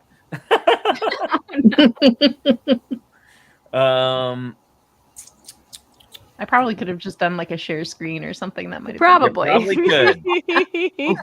That might have been helpful, but that's okay. Well, I would have had to have synced them because they're on my phone, so I would have had to have synced. If I had them ready to go, I would have just done share screen. Okay, here we go. All right, so this is one side of it. Yeah, one of three. I remember seeing this on y'all's live too. Yeah. Yeah, it was pretty cool, I gotta say. A lot of them, and then they talked a little bit about that they have delineations about it being. So there are minifigures, there are creatures, and then it's even more subdivided. There are brick robot creatures and molded creatures, and then there's the droid. So he's like, R2D2 is not a minifigure. R2D2 is a droid. Yep. So. That was and there's cool. big figs too, right? And then there were no. There are. Yeah, like Jabba and the Wampa. Well, Jabba's. Would Jabba not be a creature? He's a creature. You're right, because that was part of the thing. Is like, well, you can't not. You have to include Jabba in this display. Yeah, but they do have like the. Sorry, you can see them at the bottom. It's like they're down actually down here at the bottom of the case is all the Jabbas. Very impressive. Yeah, sorry, I was trying to get. I didn't get a lot of close-ups because, like I said, I've taken pictures of this before where I have like more pictures, and there were so many people. I was just trying to get like something for reference that I could zoom in on. But you got this. There's this one. Now you can kind of see the. I got the bottom of it. That's the one. Tauntauns and the Sarlacc. The Rancor and the Sarlaccs, yeah. Because that's funny. I wouldn't have thought to include the Sarlaccs, Right. Because sure, that counts as a creature. Yeah. Wow. Even I'm blanking on the creature's name on the right. Tauntaun? A Wampa. Oh, that is the Wampa. It's got a little skeleton behind it. Yeah, it's a Wampa and some Tauntauns. Yeah. And and here he is, Moto's beloved Rancor there on the left. And Holly, you notice the way they have it lit? I did notice the way that they lit it. Yeah, Nice, and I've right? tried to do that with my cabinets, but my cabinet's open from the front, so there's not really anywhere to mount them. Like there's not a little mask. It's funny they get across that problem of having light from above be dark by the bottom shelves exactly by having it sideways the whole time. Oh, and one of the things I loved that Eric told us was that he, because there are so many helmets, and because the characters are now becoming more diverse, and it's not just like a generic head underneath, a lot of the ones that have unique heads, he had the helmet off and displayed next to the characters. Oh, that's what we were talking about earlier. Yeah, so that you can see their face. Yeah, it was cool. And it's been a great way for them. Again, we were talking about getting more than just, getting more of a color of diversity of heads. That's a really easy way to keep introducing it, making it more accessible. So that way, when people want to build a figure that looks like them, they can. And it's not, $90 to get the minifigure or something. Yeah. Yeah. All right. So let's talk about cosplay for a few minutes before we finish up here. So good. It was not even just because we did it and we were involved in it, but it was a very large element of Star Wars Celebration was cosplay. And there were so many good, oh my God, it was outrageous. And first of all, I would like everybody in the chat and everybody who's on here right now to give Kat a round of applause. She deserves all the applause because she was my dresser, photographer. She was my swag collector, master handler. Yeah, master handler.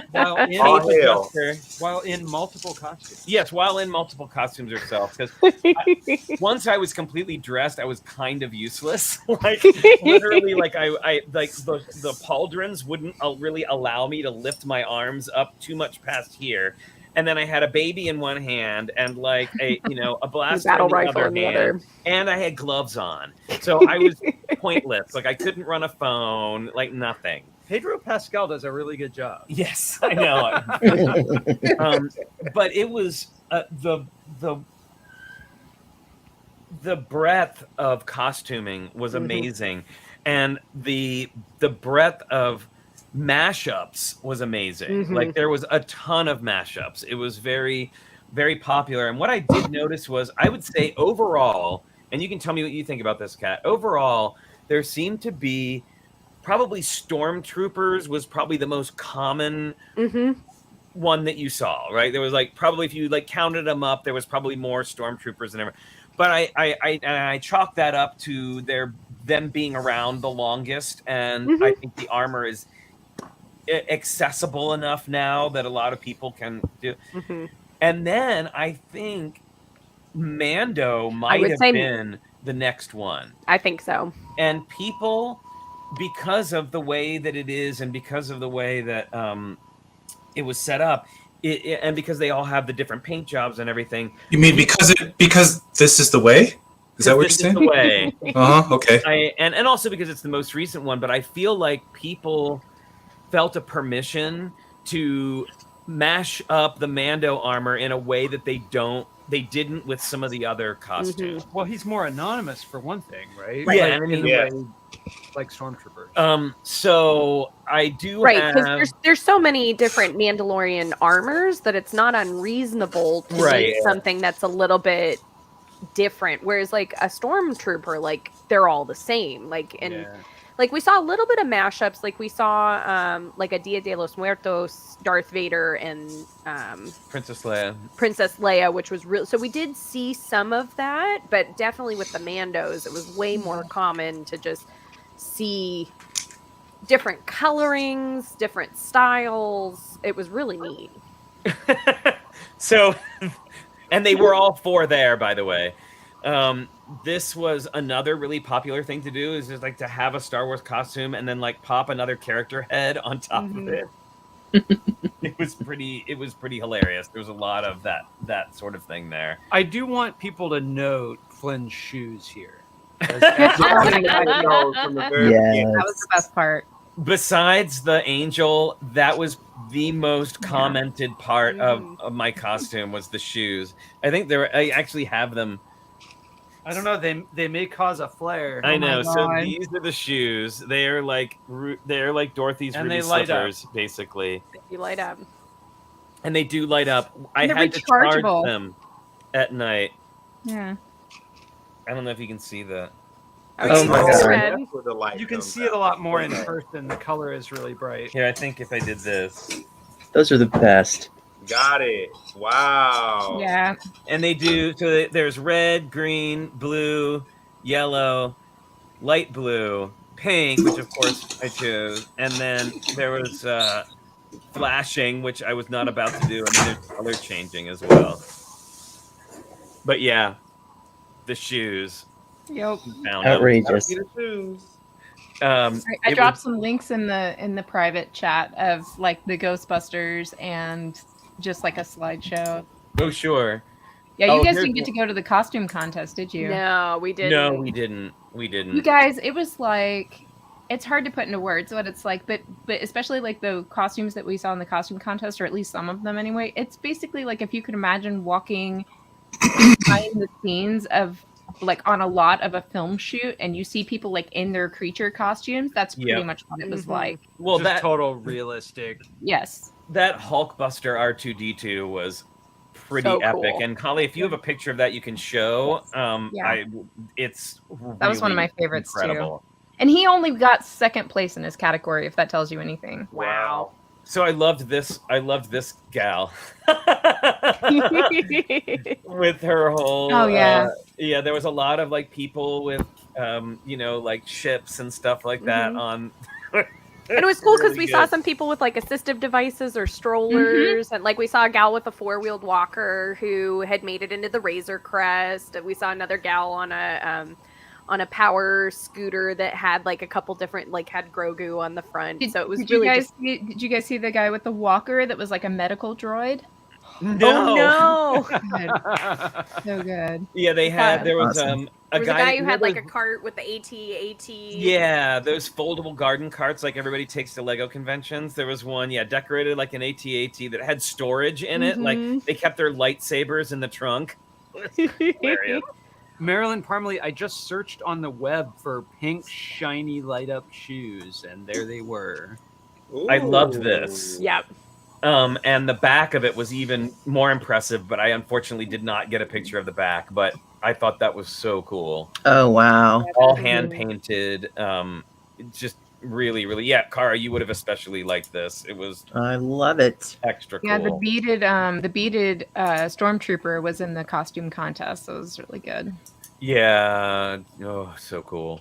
So cool. I'm trying to find a good one. Yeah, I would definitely say even, obviously go. it was amazing to host at the booth, but I would go as a fan. Like, I mean, I know there was so much that we missed out on. It killed me that I didn't get to go see John Williams, who made a special appearance because he's like my I didn't see all-time him either. favorite. And I Well, that like, was "Oh." a surprise. So I no knew one- that was a surprise. So I'm like, here's at least I was in the same room as him, kind of adjacent. I'll take it. Here's Yeah. the one that we were just talking about a second ago.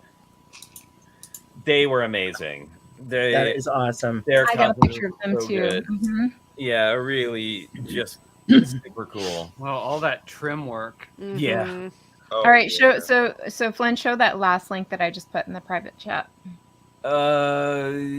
Okay. Hang on a second. That has some pretty good ones. Oh, got it. All right. And I think that might even have. Does that have the Ghostbusters? Yeah, that has the Ghostbusters too. So you could just show that one. I know one of my favorite nerdy ones was the Commandalorian. I'm a big Mass Effect fan, so there was somebody who did like N7 armor, and I'm like, I've already got like 3 ideas on how to do some characters from that game as Did you play cosplay. Andromeda? I did. What did you think? I didn't play it. What did you think? I liked it. I don't think it deserved quite all the hate that it got. It was a little bit of a reboot of Mass Effect 1, but I liked that you could change your classes up really easily. I thought it was fun. that trilogy's one like my favorite. Oh yeah, Yeah. our wedding colors and theme were Mass Effect based. Like our Garrison Tally Wow. Funkos are our wedding cape So toppers. did you go as Shepard, of course? No, I wasn't. Okay. But I want to make a Shepard like Princess Leia mashup. I think now. Okay. I love All right. Mass Effect so much, but I love games where your decisions have consequences. And in Yes. that game, I pissed off one character, and she was mad at me for the entire game. Like, for the whole rest of the game. It's awesome. Okay, so I can't express how amazing this thing is, and that it won second place. Second place. Second place. Yeah. This Whoa. thing Wow. Yeah.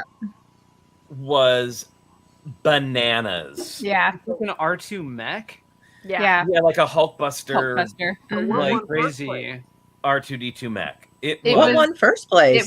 It was a General Grievous that won first place, and it was like basically had like some puppeteering type stuff for like the arms and legs, and the head was like, you know, an elongated kind of General Grievous head, and it looked very convincing. It looked like Oh, for the real, like person General inside Grievous. the cape, kind of.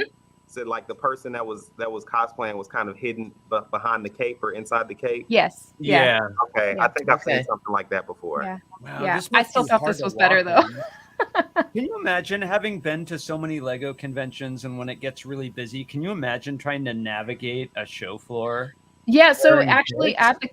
I noticed at the contest that they had like an elevating 'cause Yeah, there an were elevator. there were, like, half the people in their costumes could not see very much out of them. And so they had to put people on a lift to get them onto the stage, and then they had to have like handlers to help them get off the stage. It was crazy. Yeah, I think these are like Wow. I would say that like a lot of the people who were in the contest weren't necessarily the people who were walking around outside like what we Right. were doing and taking Yeah. pictures. Right. This is more like the display model, and Yes, the yeah, people on the ground were like the ones you can take your picture with. That's exactly right. Yeah.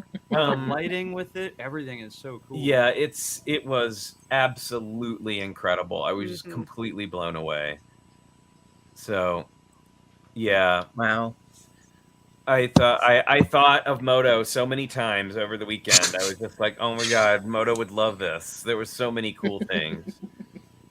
But I think it was also really cool. Like there were a lot of those super duper impressive ones, but there were also like it wasn't like that was everything. Mm-mm. Right. You know, Some were just clever. Some of like we saw. I think I know Flynn. You posted with some of the Twi'leks being the Hutters, which I thought was Oh, really that was clever. so good.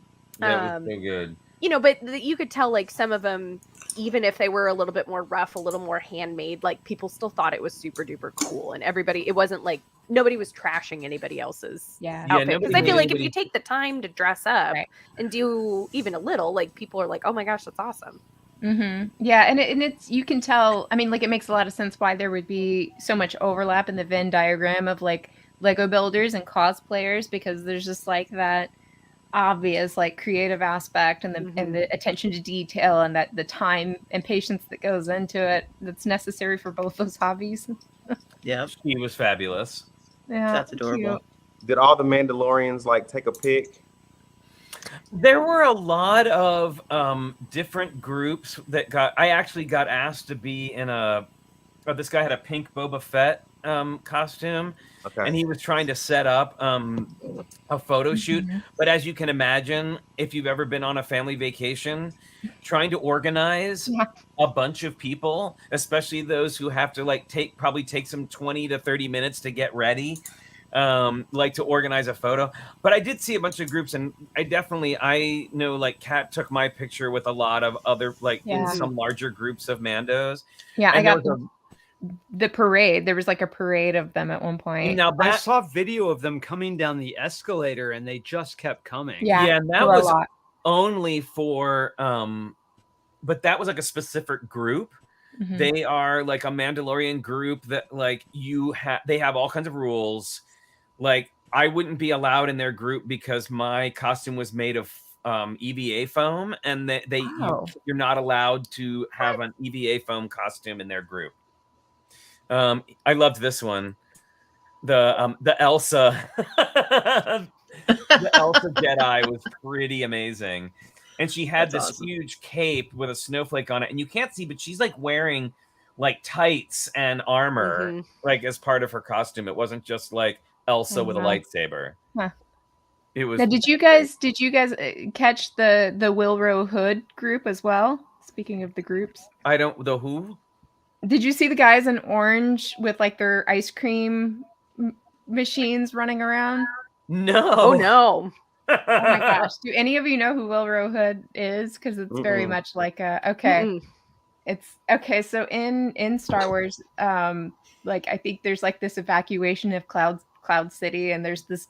They have all these guys in like their orange jumpsuits, like running through the halls, and there's this one guy carrying this big white machine thing, and it's basically like an ice cream machine. No, I saw people with the cooler, like the thing that looks like a cooler. That's what it was. Also. Yes, those are ice cream machines, and so so it's like this cult thing where there's like this whole group of them now. There, I don't know, like 100 of them or something that all in their orange jumpsuits, like running through the halls, going ice cream. It's so weird. It's so weird.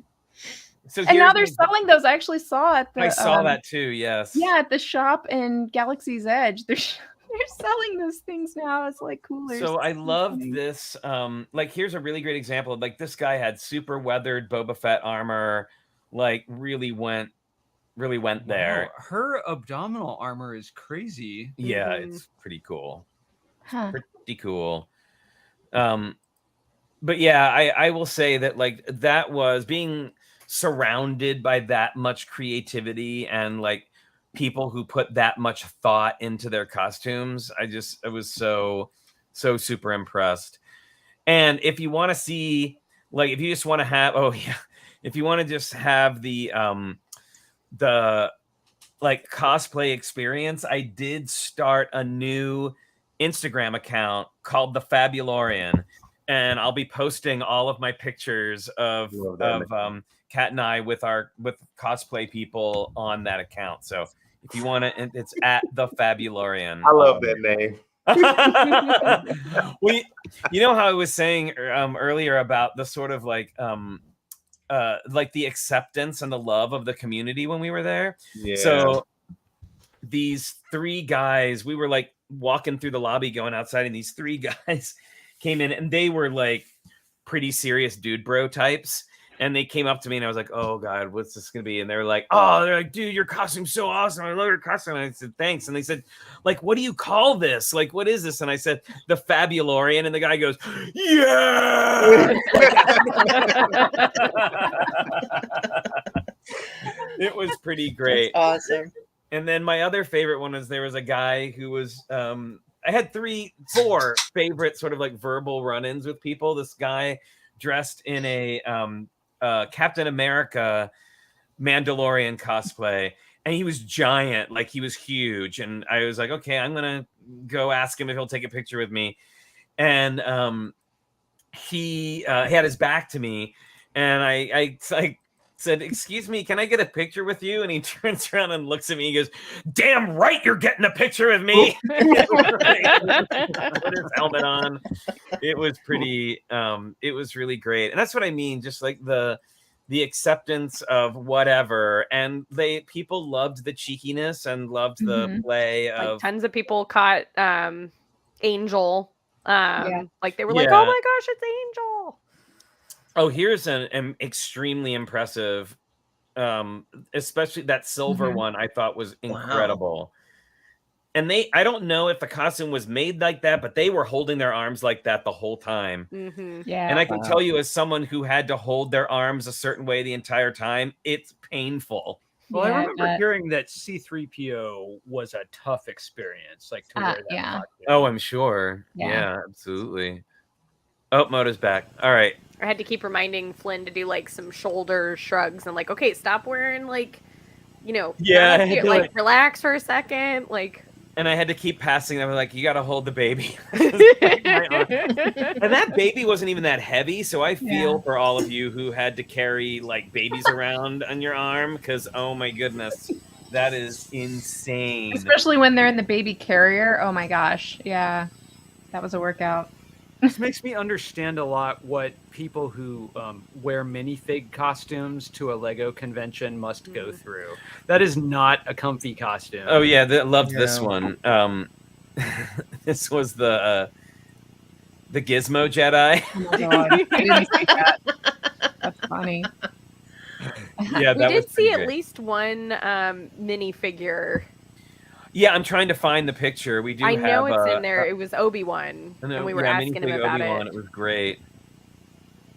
I'll find it eventually. it. Every cosplayer should have a physical therapist as their handler. No, it's And it's true. They totally Yeah. should. I think Yeah. every Lego builder should too.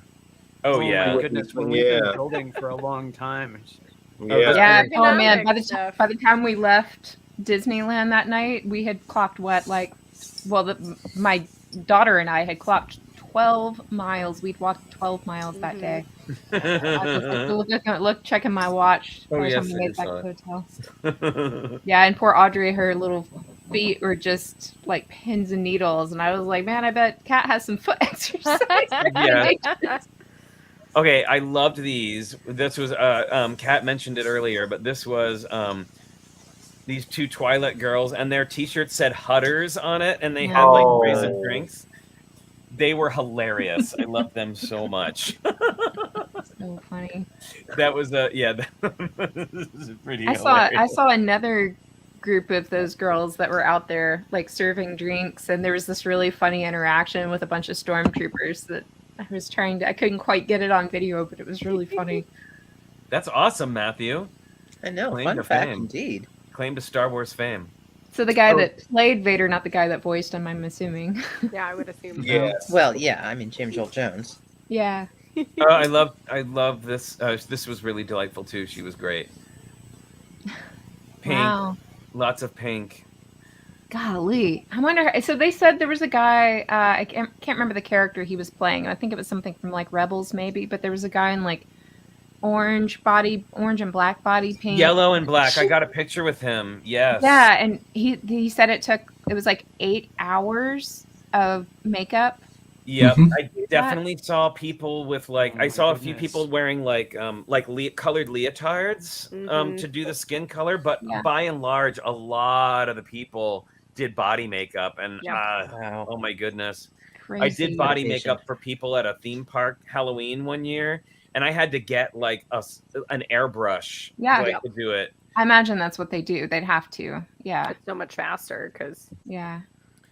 I've done body makeup in like full, like with a sponge before, and it was not fun. I can tell you that. Mm-mm. Not fun at all. Oh, I loved her. We spoke with her for a couple minutes, and she was super fabulous. Aw. Yeah, she was great, and her costume was really beautifully, and her wig was impeccable. Mhm. Like it didn't look That was like a really cheesy good. Halloween wig. Like it was a really nice wig, and she was very friendly. Everybody was very friendly, but Was that like, who was that's that? the Laura the Dern general- character. yeah, in The Last Jedi. yeah, Laura Okay, I Dern. couldn't remember which whatever. one. Yeah. It was like Mhm. Helen Mirren's character or something, right? Oh, Admiral Holdo. No, that was Force Awakens. That's it. Hold on. this is so good. Okay. Yeah, We saw that guy. So Yeah. funny. that was very funny. There was so much amazing like prosthetic work that went into some of these creatures too. Mhm. Yeah, it was When that was really- the gal we saw, that one of the frog ladies from The Mandalorian, like Oh, she that made one her was whole so cool. outfit, and it was like we caught her. She had taken the headpiece off, but we were asking like, "Did you make this yourself?" And she said yes, and it was wild. Like yeah, so how it wasn't purchased. It was, and she had the backpack with the eggs Mhm. floating in it and the whole 9 Oh my yards. Like gosh. she was full on. Did anybody notice Jackson, the Yes. Green Rabbit? Yes, Oh, I good. just passed It was. the picture. I wasn't going to show because I didn't think anybody would know what it was. And I Yeah. was like, I won't Come on, show that. the Hang Star on. Wars comic books. Jackson is awesome. Yep. Here we go. Eric got really excited when he saw one. Yep. Oh wow, that's amazing. Mhm. Yeah, it was Terrifying. really good. It was a really, really good. Like the color and everything was fantastic. There was more than one too. So. Oh, really? Oh yeah. That was the one that I saw. Yeah. Wow. There were some deep cuts there, I tell you. Yeah, there were definitely. I mean, there were cuts I didn't understand. Yeah. Oh yeah. Same. Yeah. I mean, I got my picture taken with him because Eric had mentioned it, and he had shown me a picture of the guy. I was like, okay, I'll have to get a picture with him. Oh, that's funny. Cool. Yeah, Eric was really excited. I like came out of the bathroom or something. He's like, quick, come here. There's Jackson. This guy was a great Anakin, and he had like red contacts in. He was very realistic looking, and it was his own hair and everything. It was great. Oh, and I wanted to point out, if you see that little the little rhino on my pauldron, Kara cut that out for me. Oh yeah. Yep. I heard that was a good excuse to my house. Cricket. Yeah. Yep, it was a good excuse to get my new machine. So. Well, it was. Didn't it just feel like it was Arts and Crafts Day, right? It was Arts and Crafts Week. Yeah, It I mean, was- yeah, I mean, it more, was more than like- one day, but Halloween on steroids is what it was. it was like all the hot glue, every kind of adhesive, and the design process with it. Now I know this was based on a template. The costume was we based got on the a great template. But the decision making that we went through is like when we're doing a big Lego build. Yeah, there was a lot that went into it. I'll say Could that. you imagine the collective hours that went into all those cosplay? Oh my goodness! Outfits? My gosh, Like millions of hours. Okay, and just to say that people do enough work on their costumes now. I didn't start mine till 2 weeks before we were ready to go, but the cutoff for the costume contest, if you wanted to enter the costume contest, was like January. Yeah. Oh my god! And because people work on them for years. Oh, here's the Captain America, the Captain America one. Which was Oh wow! Yeah, there was a Wonder Woman one as well that was really great. She was buying fudge when we were Yes. taking the picture. My friend No, Chris Wonder Moto Woman's was getting buying fudge. Yeah, a lot of people could say how many hours they spent on their costumes during the contest, and there were definitely a lot that were like in the hundreds of hours. Yeah, here's the Wonder Woman. Mhm. Yeah, Wow, that that's great cool. cape. Yeah, Outstanding. yeah, it was really excellent. So Wow, that's hard pleat work like that. we could literally be here another 2 hours looking at these. So I'm just going to send you to the Fabulorian or to Kat's Instagram to see a bunch of these photos, because really, like, there's hundreds of photos. So, like, they're really incredible. And you can also do a lot of look around, and we certainly didn't get pictures with everybody. There was a lot of people there that we just kind of like saw going by. And I think for me it was the what my goal, and I told Richard and I told Kat this. I was like, my goal was like, I want people to be delighted. Like, that's all I care about the costume. Like, winning a costume contest or whatever, entering, that would be fun. But like, I just want people to be delighted. And I would be walking and I would see somebody coming towards me, and like maybe they were looking at their phone or whatever, and then they would like look up, and then this big smile would like come out on their face, and I was just like, that was such a great reason to do. And if I can find this one last photo. Did you see Hooded One's comment? He said, I still remember a Flynn during a Sunday stream being nervous about the reaction to the Star Wars fans. He was the first day when we didn't even make it 5 feet out of the Lego booth before somebody was like, oh my gosh, can I take your picture? And I think it took us like 10 minutes just to move away from the Lego booth and to actually like start wandering. And I was like, what were you nervous for? Like, well, you never know. You never know. I know. Until you've actually experienced it. Yeah. Well, and again, like I said, hey, like, when your only experiences with a fandom has been, reading toxic tweets and Instagram comments. Was Fred there?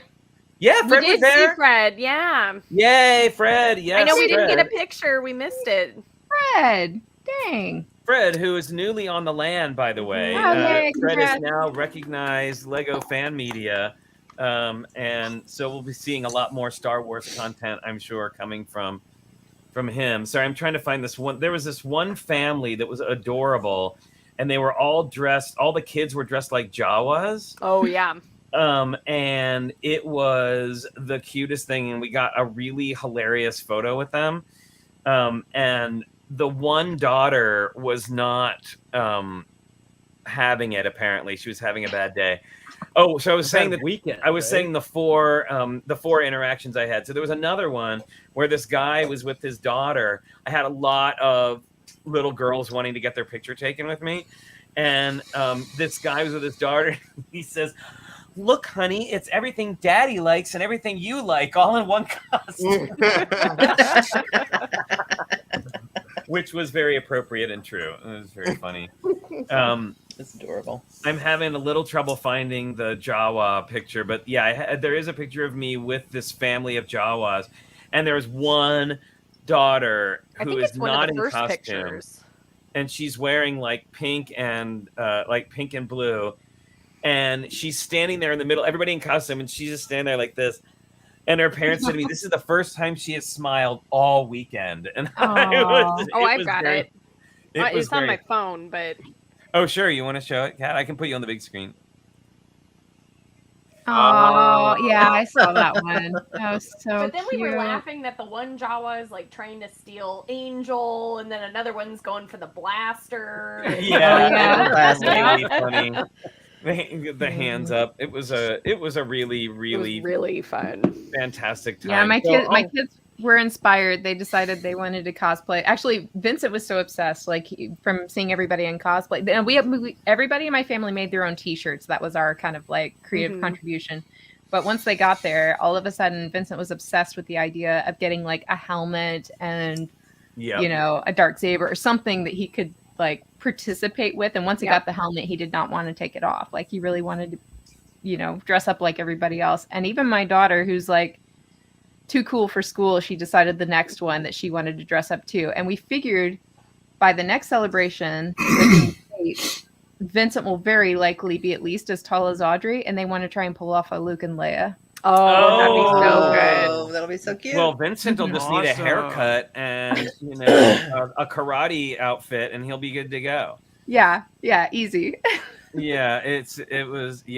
Wow, that'll be great. Yeah, it was fun seeing everybody get into the spirit. Oh, I got this great patch from there was actually a Mando mashups. Somebody was talking about whether there was photo shoots. Yes, there was this Mando mashups, and the guy gave me a patch.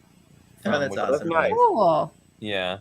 When it was just fun how many people, like when I was dressed up as Leia, like we got like a wristband being like, I'm giving this out to all the Leias. And then we ran into an R2. So I did like the card thing with the R2-D2. And they were like, because you did that, we have a patch for you. And like they were only giving it to Leias who did that interaction. It was just so fun to have like all the swag and whatnot. So next time around, we're like, okay, we got to have stuff. Because again, we just didn't know what to expect. Because you get that a little bit at some of the Lego conventions, but like this just took it to a whole nother level. Yeah, the swag at this event is like nothing else. It tops even like San Diego Comic-Con. Like it's all about the cosplay and all about the swag. So come prepared.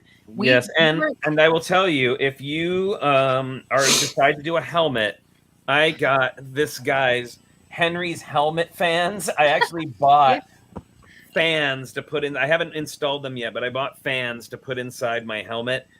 And I may or may not have bought a really cheap voice amplifier thing. I'm so excited. It was like literally like everywhere I looked, they were like $80 to $100, and I found a Bluetooth one that was on sale for $15, and it had a lot of good reviews. So I was like, even if it sucks, I'll return it. Cool. Oh yeah, there's your Leia patch was great. Well, we have gone. Oh my goodness, it's been a long one today, but we had so much to talk about. It was a really excellent, and I would say like if you like going to conventions, it was definitely overwhelming, but also just endless amounts of fun. Like we just had so much, even though we were exhausted at the end of every single day. Well, you also said that the booth was a very, very positive experience. It the was. whole time. Everyone was super nice. People loved that you were there. Yeah, except for that very last day when people were like. But now knowing what happened with the lines, it makes a lot more sense. Yeah. So. I thought I was gonna lose an arm over an ATST poly bag a couple of times. I was just like, oh my goodness, all right. So I started throwing them out at the crowd. I needed a t-shirt cannon, really. Just, boom, boom.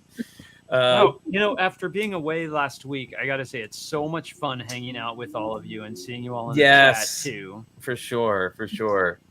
It was a lot of fun, and I can't wait till the time when we are all at the same convention again. Mm-hmm. And Kat, thank you for taking care of. Or for the first time, Randall. You're welcome. It was so much fun to get to hang out with them the whole weekend. We did. We had a good time. We shared a hotel room and got dressed and had coffees, and it was fun. It was a fun weekend all around. And yes, if I couldn't have Richard there, it was really awesome to have Kat there. It was. I'm not quite as outgoing as Flynn. Yeah, I mean, Nobody that is. would have been a little tough much sell. for me. Yeah. Oh, and this is a great. Thank you, Rob, for mentioning this. So, if you've been on the show for a while, you are familiar with the Zacardis, and Lana and Vanessa have been building since our very first challenges, over 2 years ago, and they've come such a long way. And Lana came in second place for an online mini master builder contest at Legoland Philadelphia, which is so awesome. So cool. Congratulations, Lana. That's so great. Seeing you come so far. That's fantastic. Well, I think we're gonna have to do a cosplay show sometime, and everybody's gonna have to come in costume. I'm down. So start getting submissions due by January, right? Oh, come on, Moto. You just have to walk to the closet, and then you could probably change outfits like a bazillion times. We know. Well, thanks everybody so much. Can I mention one thing before you go? Please do. Yeah, so I got back late last night from Houston, Texas.